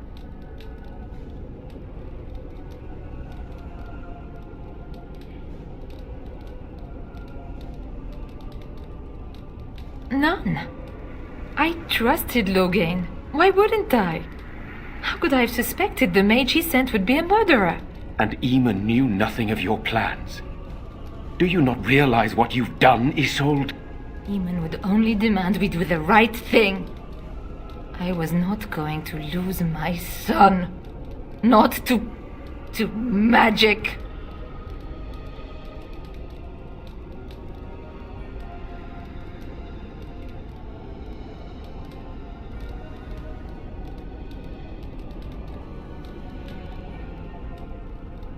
Make her help me, I know. I should be punished, not Connor. There must be something we can do. Upstairs in his room. I think the demon has been keeping him alive. So if we destroy the demon, then... Then my husband may perish. Yes. I think he ran upstairs, to the family quarters. Violence scares him. I know that sounds strange. He may have run up to his room, or... I don't know. The fighting may have scared Connor into coming out again, and so he ran. So you're saying he may be vulnerable? Perhaps. Is there no other way? I wouldn't normally suggest slaying a child, but he's an abomination. I'm not sure there's any choice. No? What about the mage? He could know something of this demon. If he still lives, we could speak to him. Then we should bring him here immediately. I do not know how much we can trust him. But we must find out what he knows. Tegan, could you find him? I will try. Though if he resists, I will not hesitate to kill him. I'll return shortly. You're lucky to be alive, John. After all you've done. I didn't summon any demon, Lady Isolde. But I did poison the owl, and that started all this.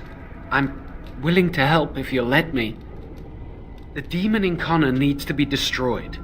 Killing Connor is the easiest way to do that, certainly. But there is another way. A mage could confront the demon in the Fade, without hurting Connor himself. What do you mean? Is the demon not within Connor?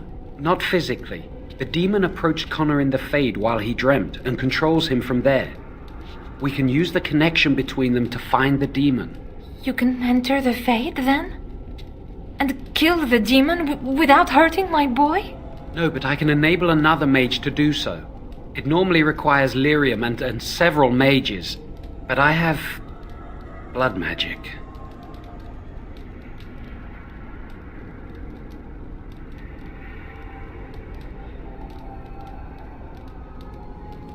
Yes, that's right. The ritual I know, it requires life energy. A lot of it. All of it, in fact. So, someone must die? Someone must be sacrificed? Yes, and then we send another mage into the Fade. I can't enter because I'm doing the ritual. Maybe I shouldn't have said anything. It's not much of an option.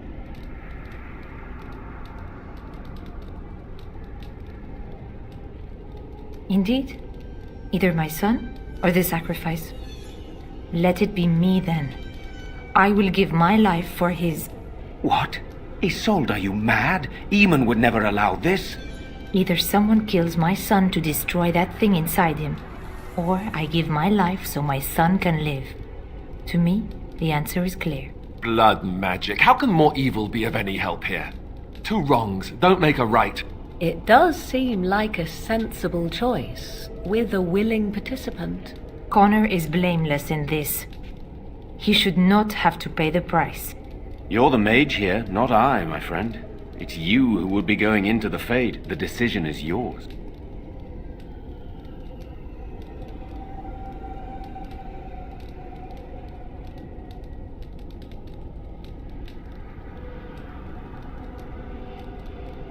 My son awaits your decision. Make it quickly.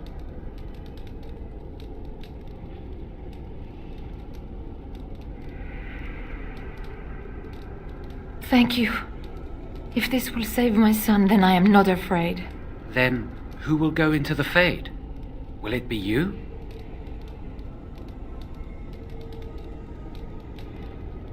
You have my eternal gratitude. May the Maker go with you. Then let's get this started.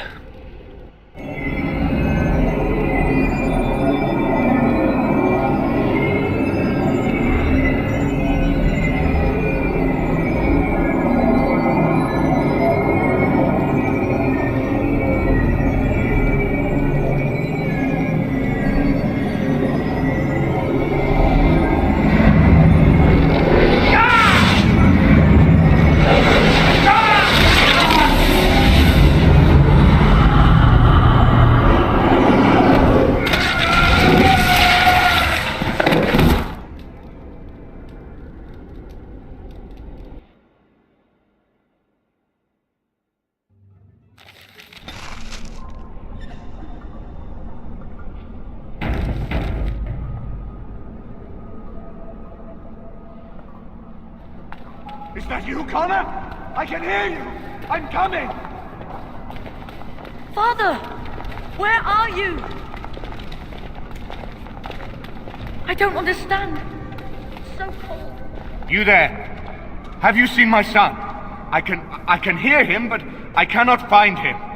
This blasted fog has me turning in circles.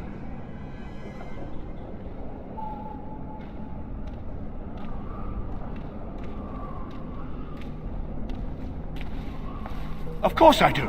I am, well, the castle is... It's difficult to remember. Connor calls for me, and I run to find him, yet... always he eludes me. Where is Isolde? Why am I here?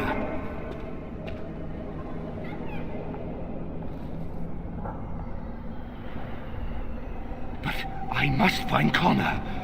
Why is he in this place? Why do I feel so strange?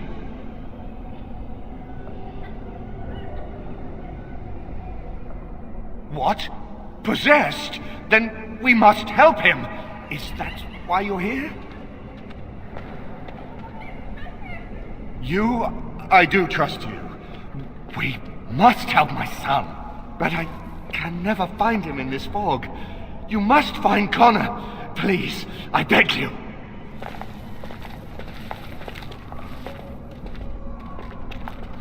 Is anyone out there? Hello? Blessed art thou who exists.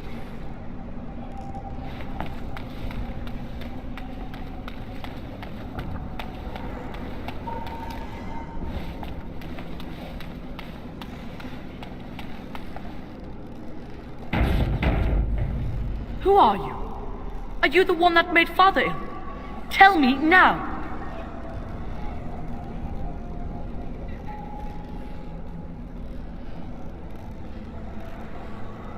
No! You're here to hurt Father. I know it. I won't let you.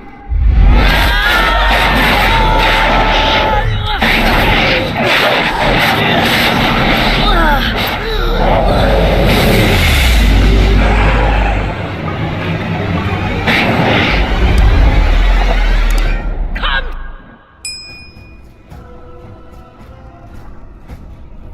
To me, pretty thing!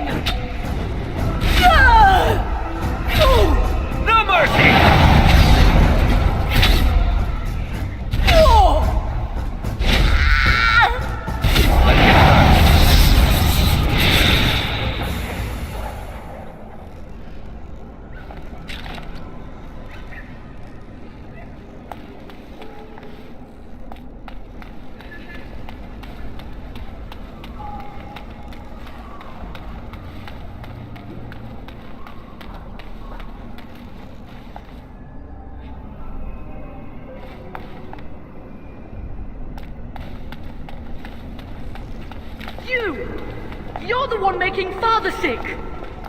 I'll help him! You can't stop me! Curse this blasted darkness! Why can I see nothing? Why do you keep hurting me? Why are you trying to stop me?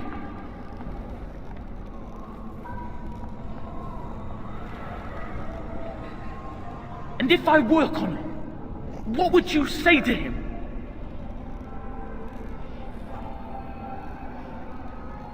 You will not find what you seek. Turn back now.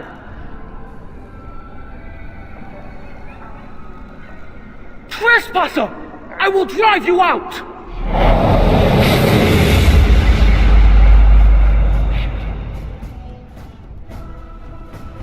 Right.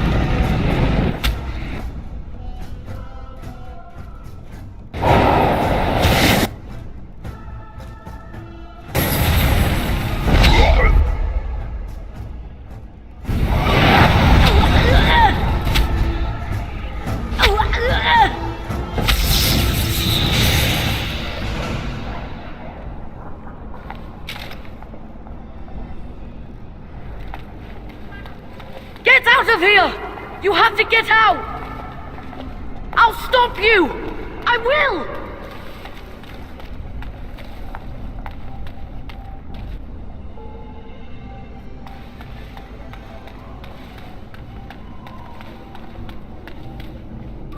Father wanders, seeking me, trapped within my web. All is as it should be. Why must you interfere?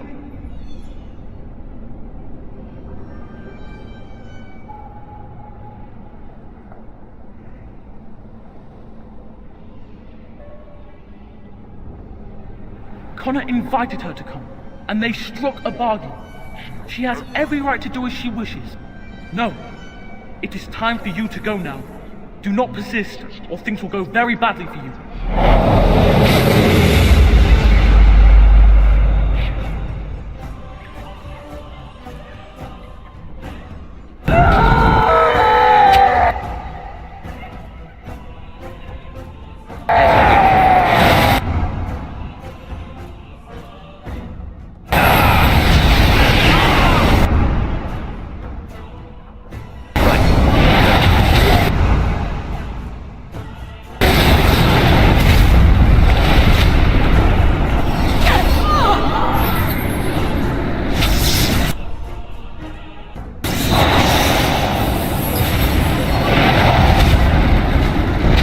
Some other attack.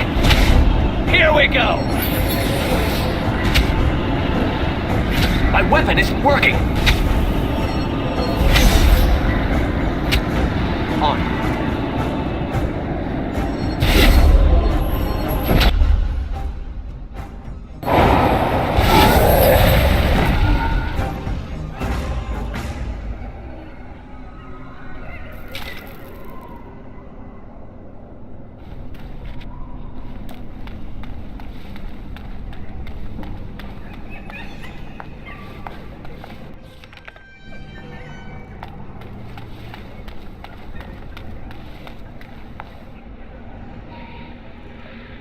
Very well.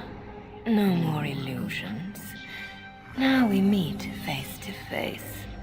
You see my true form, and stand in my domain. It is here I am most powerful. And yet I have no wish to engage your power, nor should you be so eager to engage mine. Perhaps we should converse instead?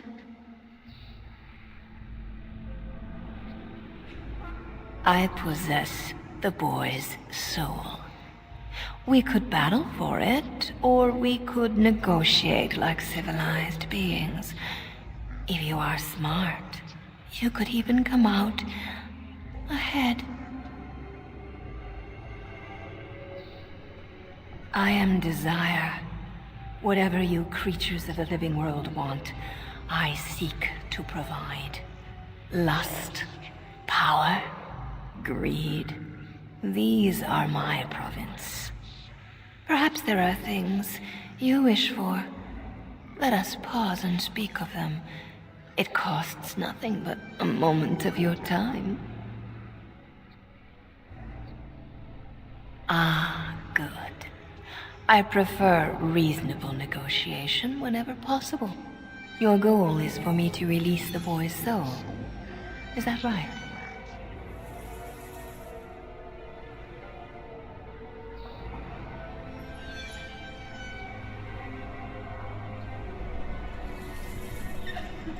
What if you could persuade me to leave voluntarily? No fuss, no bloodshed.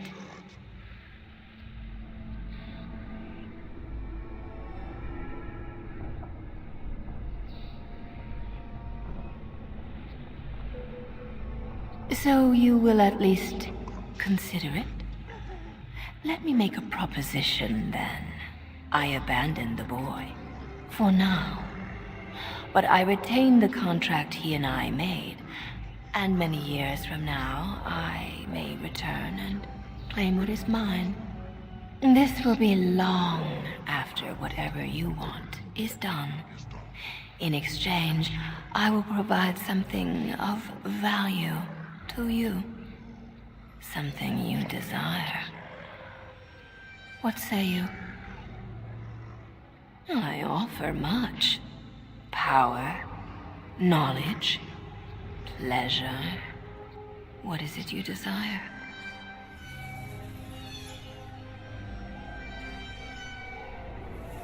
Then it is a deal. You'll have what you desire, and I'll leave as if destroyed. For now, I wish you luck, dear creature. You shall certainly need it.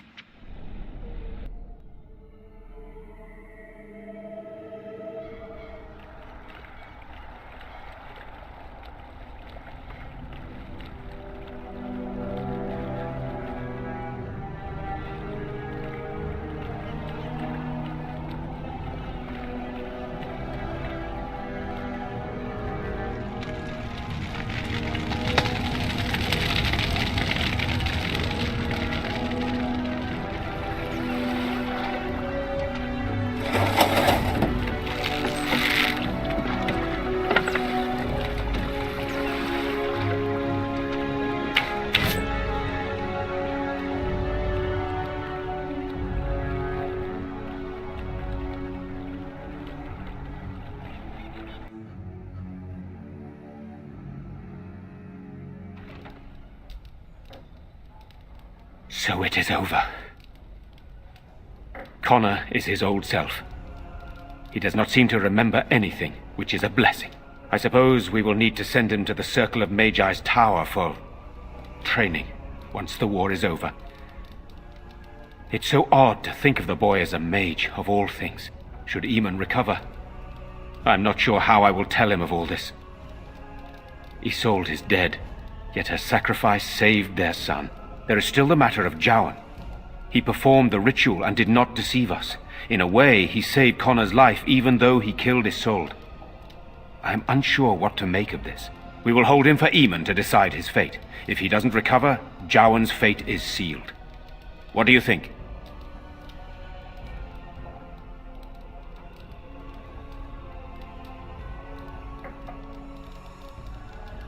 What do you mean? He is responsible for many of the problems here and is a Maleficar as well.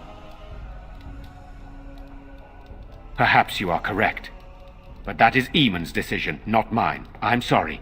Jowan stays in the dungeon for now. But our task is not done yet. Whatever the demon did to my brother, it seems to have spared his life, but he remains comatose. We cannot wake him. As odd as it may seem, the quest Isolde sent the knights on may be our only hope. We must find the Urn of Sacred Ashes.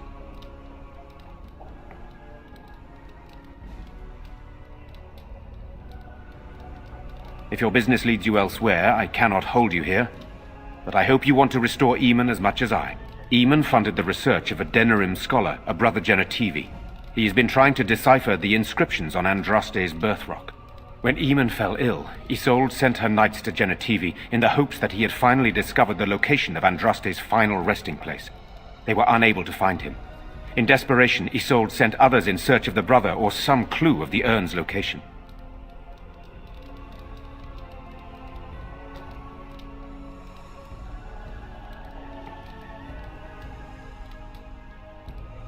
I must organize Eamon's knights as they return, draft new soldiers, and prepare the army to fight. I shall hand Redcliffe back to Eamon when he awakens, and in a state where it can be of some use in the coming war. Truly, what other choice do I have?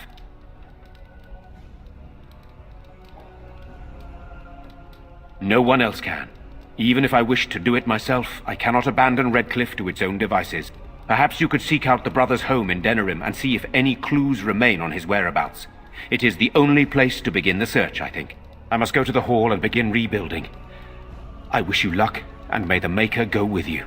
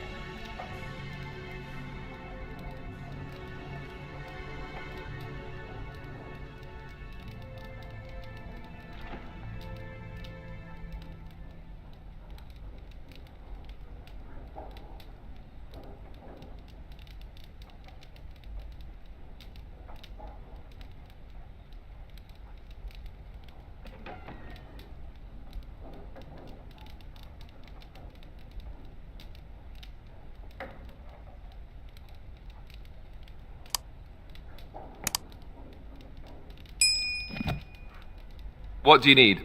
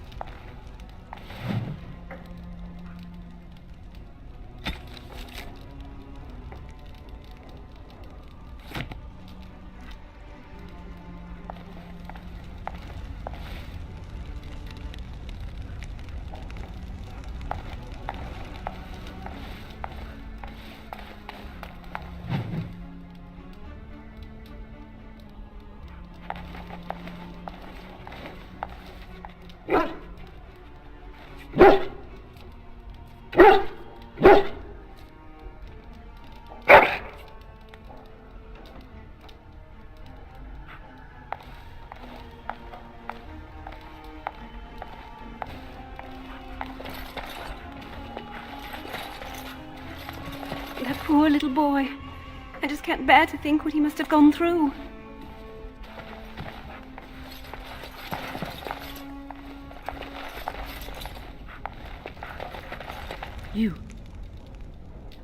You're the one who saved me. Oh, I wish Mother were here. Nobody will tell me how she died. They say I'll find out when I'm older.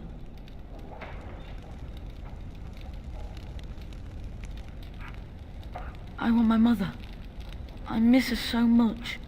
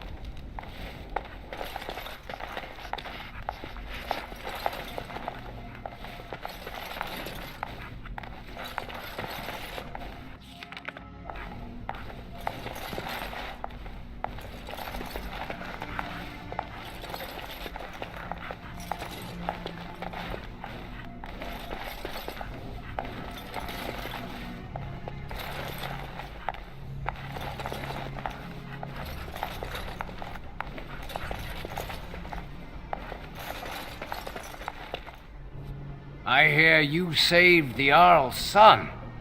That's got to count for something. I wonder what happened to all the other castle servants that were here. Do you think they all died? Or did they run away?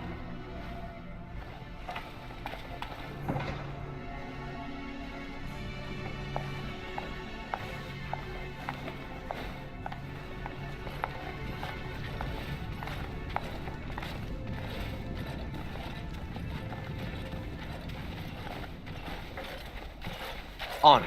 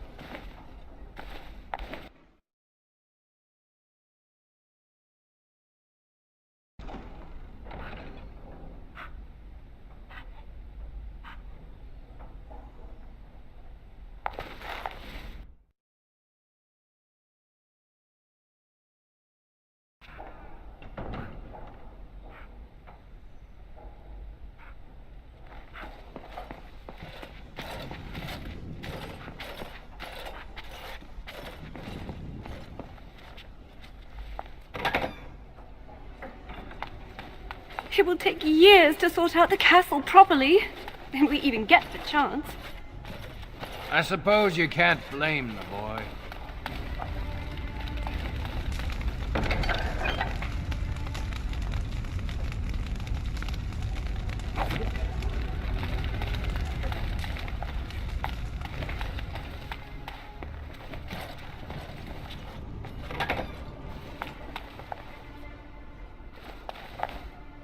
This should be easy enough.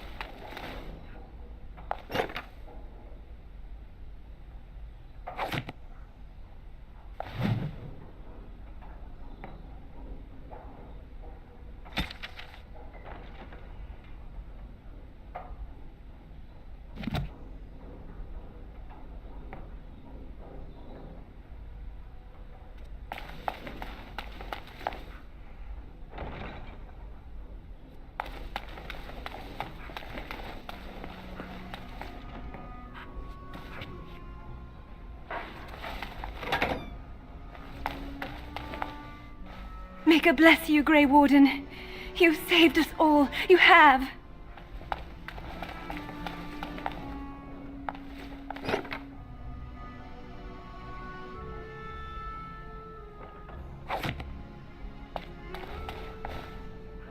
Right.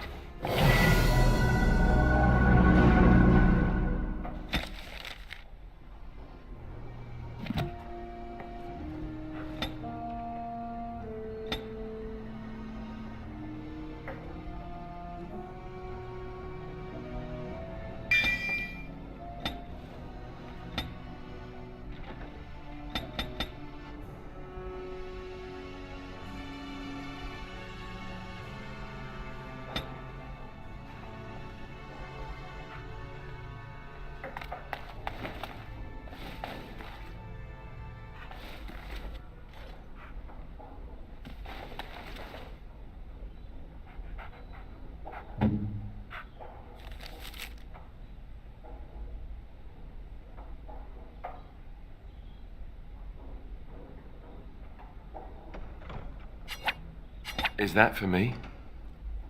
Really? Wow! Wow! This is my mother's amulet. It has to be. But why isn't it broken? Where did you find it?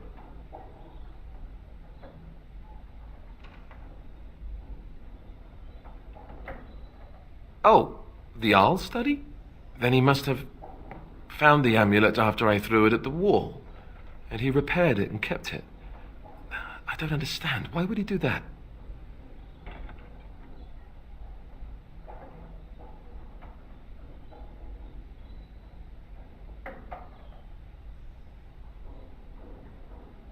I guess you could be right. We never really talked that much. And then the way I left... Thank you. I mean it. I thought I'd lost this to my own stupidity. I'll need to talk to him about this if he recovers from his... When he recovers, that is. I wish I'd had this a long time ago. Did you remember me mentioning it? Wow. Huh. I'm more used to people not really listening when I go on about things.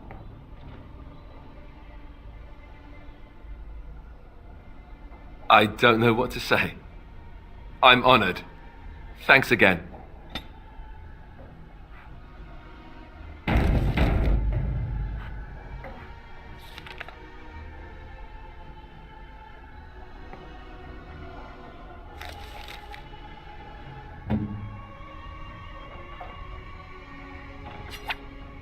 Interesting.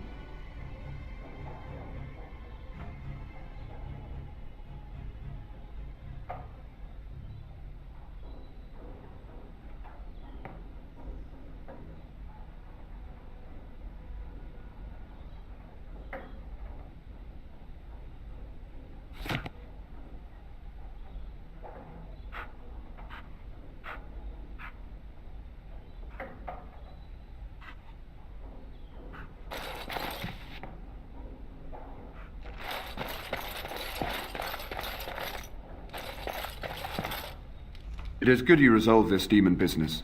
Now we must either revive the Arl or allow Ban Tegan to take his place. As you wish. Done. You return. Might you have news?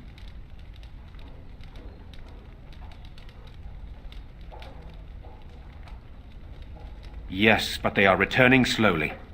No doubt the war's progress, as well as the Darkspawns, hinders many of them. Unchanged, I'm afraid. We've tried more magical healing, but nothing works. As time passes, I become more and more convinced the urn might be our only hope. Then I must resume my duties. The civil war continues, and Loghain is no doubt angered Redcliffe has not been disabled. Good luck, my friend. I hope this continues to go well for all our sakes.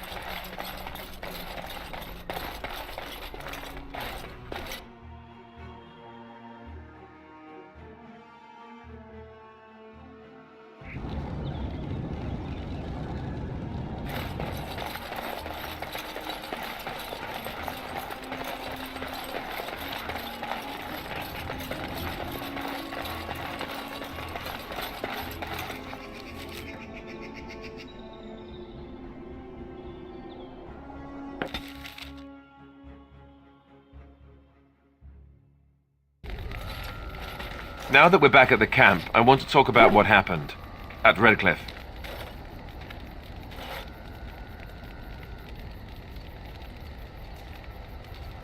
I just wanted to thank you. You went out of your way to save the Arl's family, and you did it. Even though it would have been easier not to. There's been so much death and destruction. It makes me feel good that at least we were able to save something. No matter how small. I owed the Arl that much.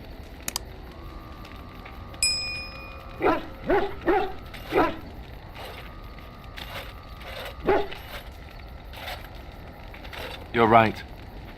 Hopefully, by that time, there's still enough of Ferelden left to save. Good. Now that the warm, fuzzy part of the day is over with, we can get back to the ritual dismemberments. Oh, wait, it's not Tuesday, is it?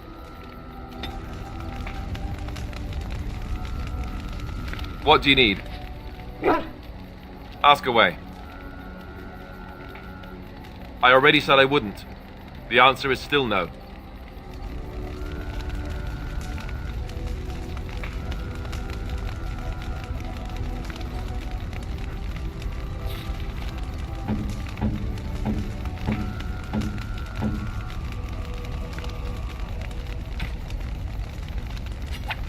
You have my thanks.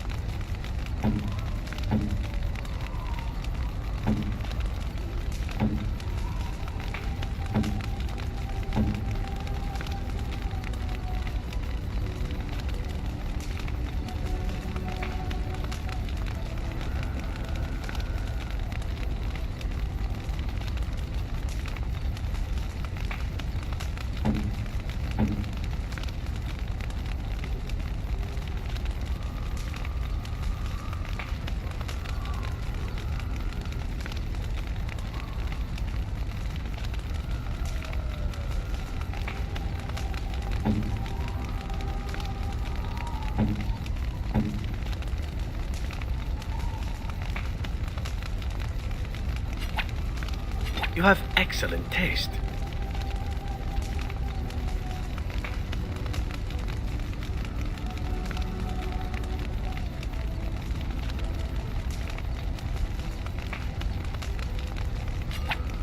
You have excellent taste. How nice.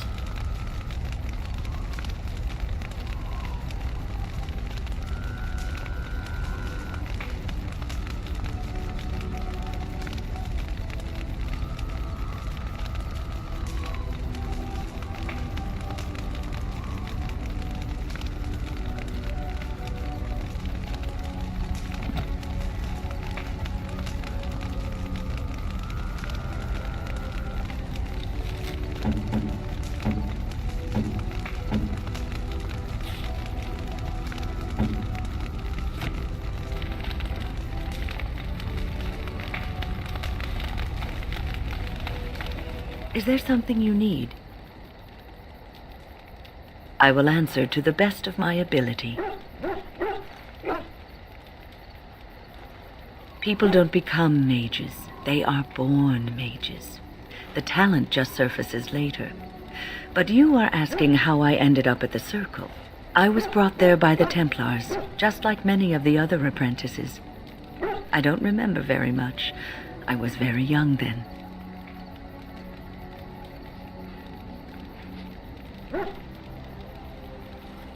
I set a boy on fire.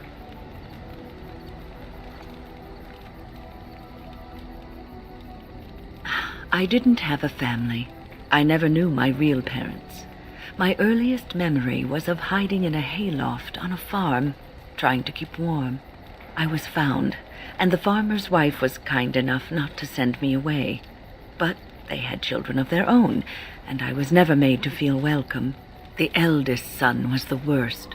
He was always calling me a stray, and throwing anything he could get his hands on at me. And I don't know how it happened, but one day, He just found his hair on fire. Fortunately, there was a large trough nearby.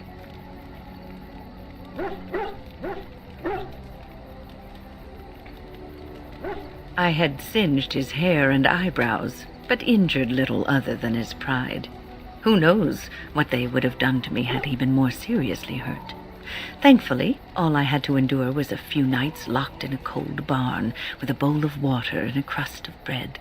The Templars arrived several mornings later.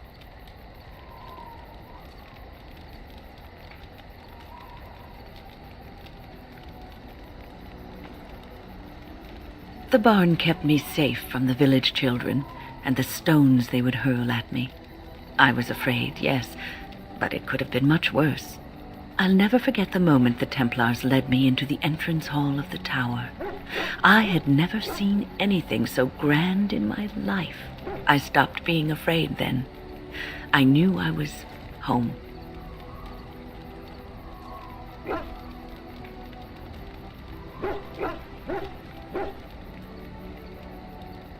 We were the lucky ones. I learned very quickly that for every apprentice in the tower, there was probably one who never even lived to see the Templars come. No child, not even a mage child, is a match for an angry mob trying to place blame for a failed crop, a hard winter, a baby born dead.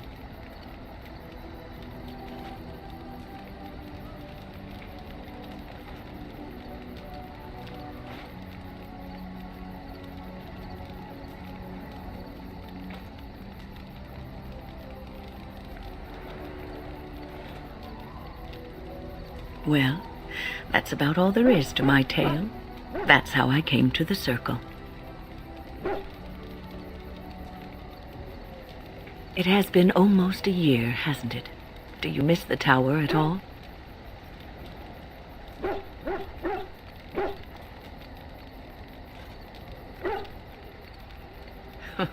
You can take a mage out of the circle, but you can't take the circle out of the mage. Or so Irving used to say. He was joking, but there is some truth to the statement. A mage never really leaves the circle, and for the rest of your life you will be seen as a circle mage.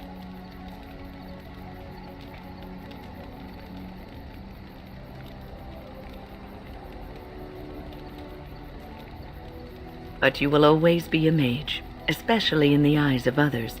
You represent both mages and Grey Wardens, and your actions may reflect well or badly on both groups. Remember that.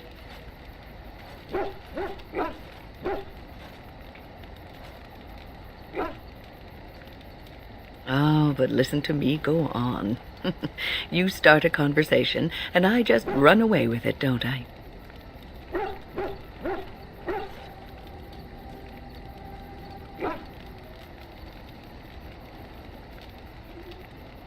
I've been mentoring apprentices for so long, it's become something I do unconsciously. I don't know if I could stop even if I wanted to.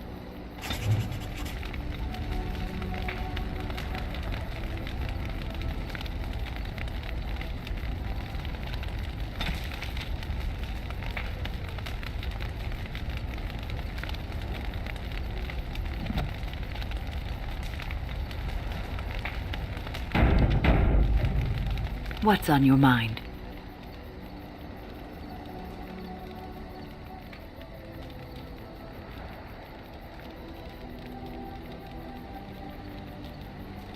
Oh, yes, and thank you for asking. I'm feeling much better today.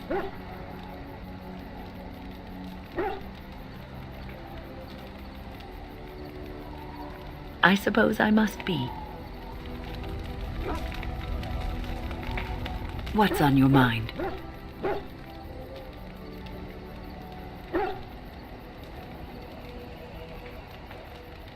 I will answer to the best of my ability.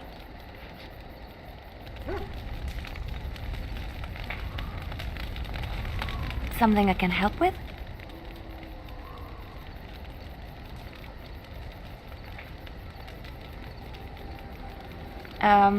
I don't think you have the correct aptitude. I could give you some pointers, though. You may be able to pass them on to someone you know. Let's just go over there, away from the others, for safety, yes? I expect there shall be daggers flying about willy-nilly for a time.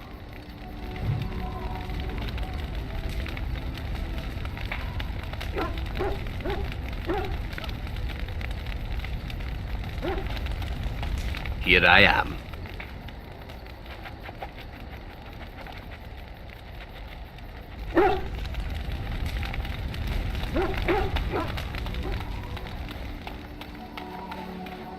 You and your friends are formidable folk, indeed. It's good to have you along on the road. There's terrible news. Everyone is talking about a battle in the north between Logain's men and Ban Bronick. The Ban was utterly crushed. Someone told me that he was meeting with Logain to talk terms, but I don't believe it. Surely Logain would never attack someone attempting to parley. That's what I've heard on the road, anyhow. Take it for what it is. Earl Wolf has gone to Denerim to plead his case with Tyrn Logain, I hear. West Hills has been hit hard by the Darkspawn, and Wolf wants the fighting over the throne to stop. That's what I've heard on the road, anyhow. Take it for what it is. There's been another clash of forces, this time north of Lothering. Both the Bannorn and Logain are saying that they won this clash, so we're not sure exactly what happened yet. From the sounds of it, I think the forces accidentally crossed each other and began fighting. What a bloody mess. That's what I've heard on the road, anyhow. Take it for what it is. Tyrn Logain has announced that whatever happened to Ban Bronick will happen to any other nobleman who doesn't live up to the oath he swore to serve the throne. There's a lot of folks angry about it. Some of the Bannorn, who weren't saying anything, are now saying that Logain is trampling on their rights as sovereign lords. Seems like more fighting is inevitable at this point, doesn't it? Sad state of affairs. That's what I've heard on the road, anyhow. Take it for what it is. There's news come out of Redcliffe at last. Seems that Earl Eamon has come down with some deadly sickness, probably the blight, and he may even die. If he does, that probably means no one else can stand up to Tyrn Logain in the Landsmeet. Rather fortunate turn for Tyrn, no? That's what I've heard on the road, anyhow. Take it for what it is. Alessa Isolde, the young Orlesian woman that married Earl Eamon, I hear tell she tried to poison her husband so she could marry his brother, Bantegan. Maker's honest truth. That's what I've heard on the road, anyhow. Take it for what it is. I don't know what to tell you. Nothing I can think of at the moment. Enchantment? Oh, certainly, I can do that for you. Just come with me.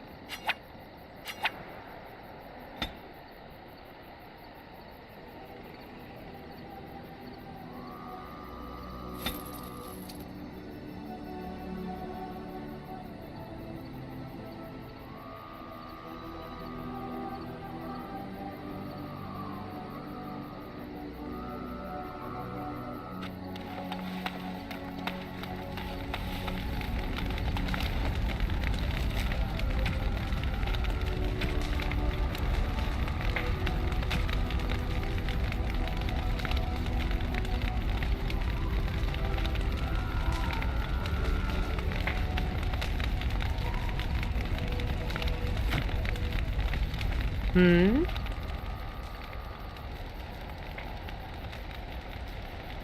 So, full of questions, are you?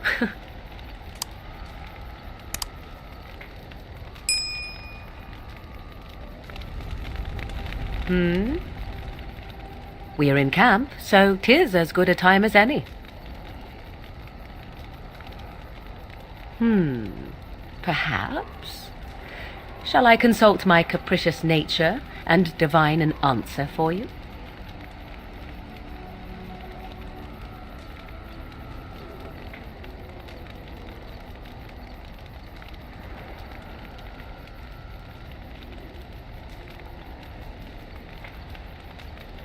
I am to be indulged. How exciting!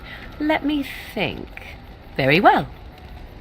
It shall be as you wish, voracious as your appetite may be.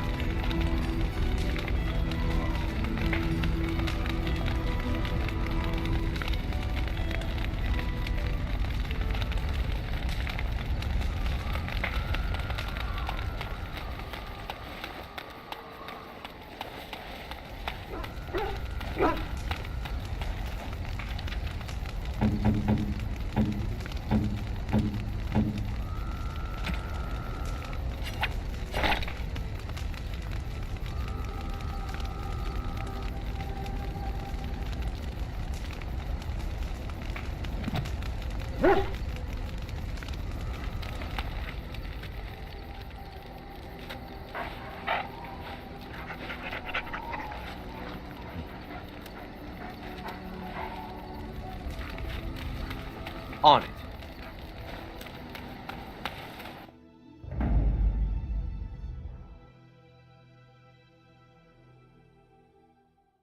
Indeed. Indeed.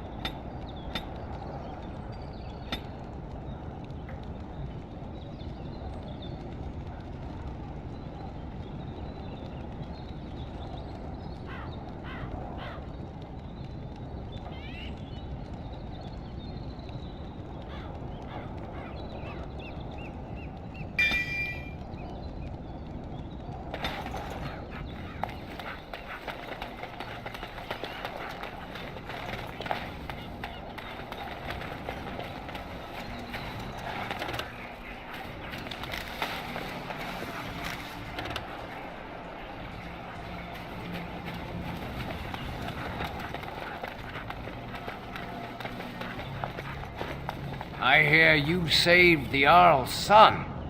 That's got to count for something.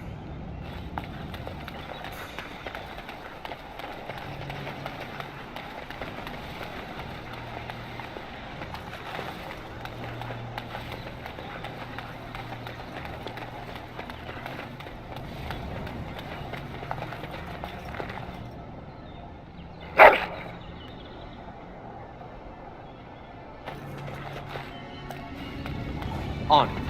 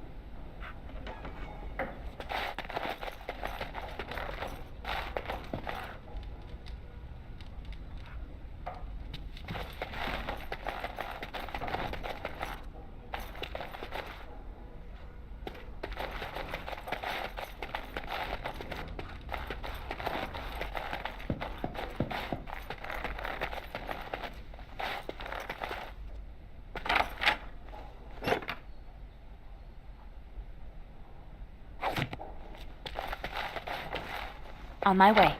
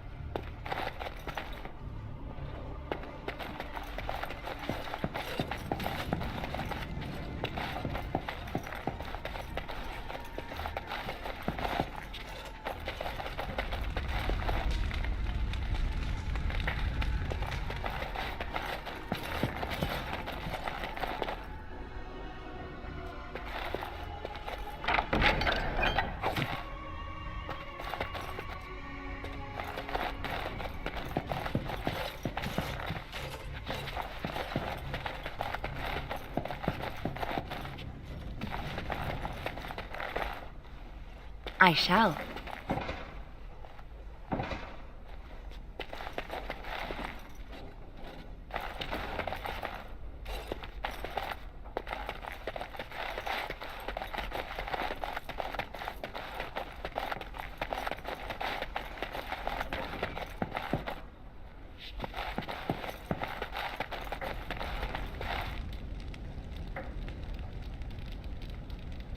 I'll do it.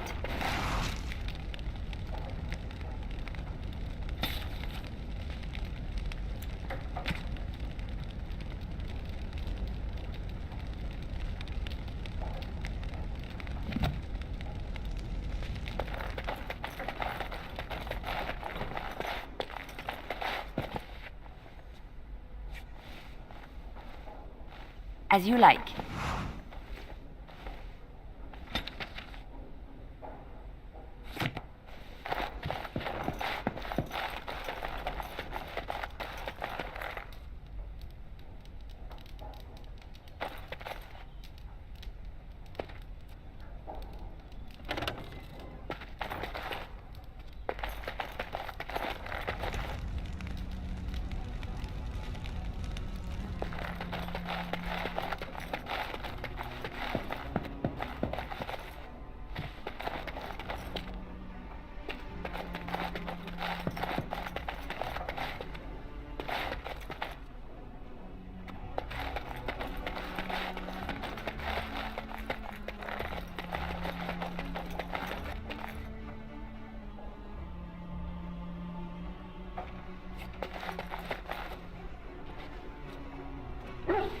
On my way.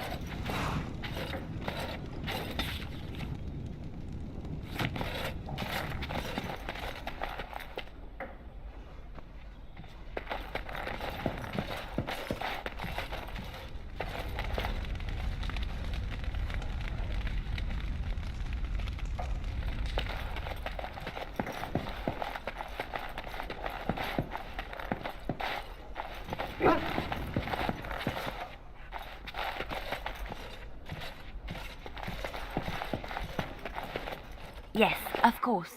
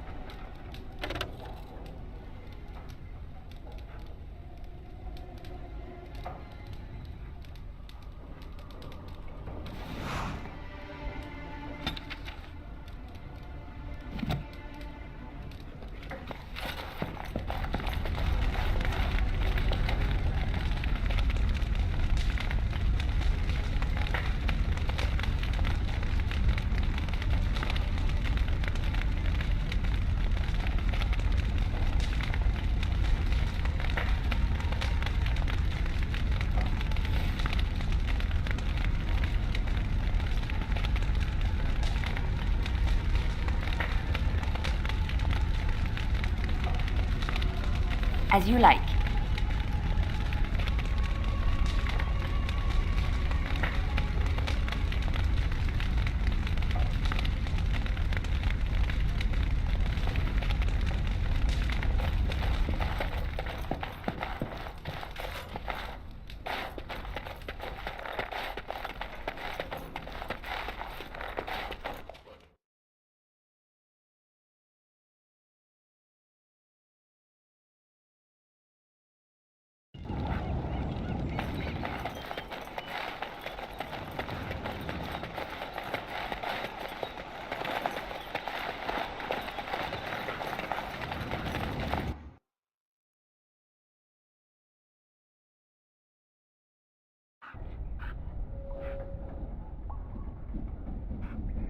Right away.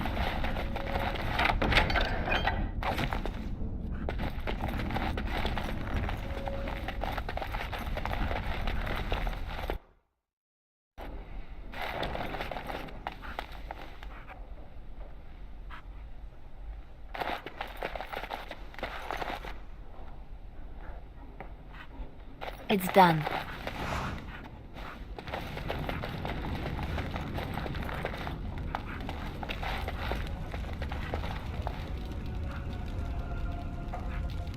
I'll do it.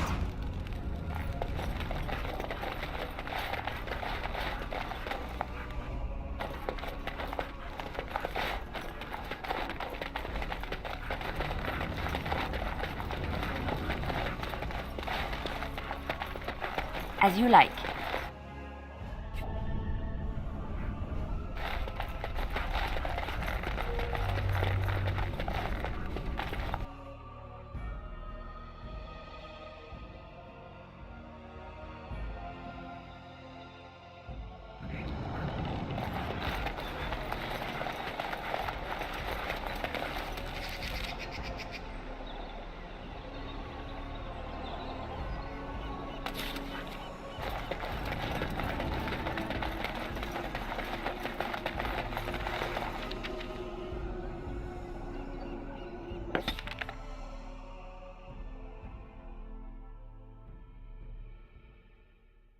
The Blight. How will you end it?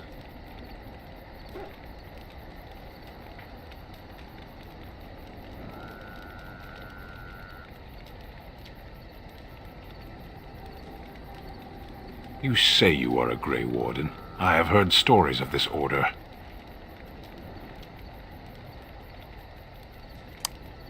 Great strategists and peerless warriors. That is what we hear of the Wardens. So far, I am not impressed.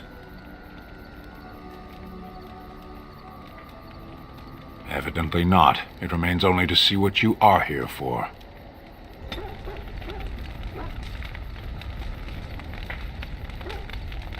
Yes.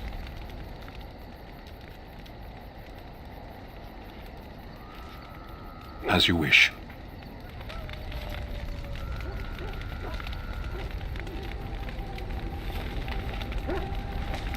What do you need?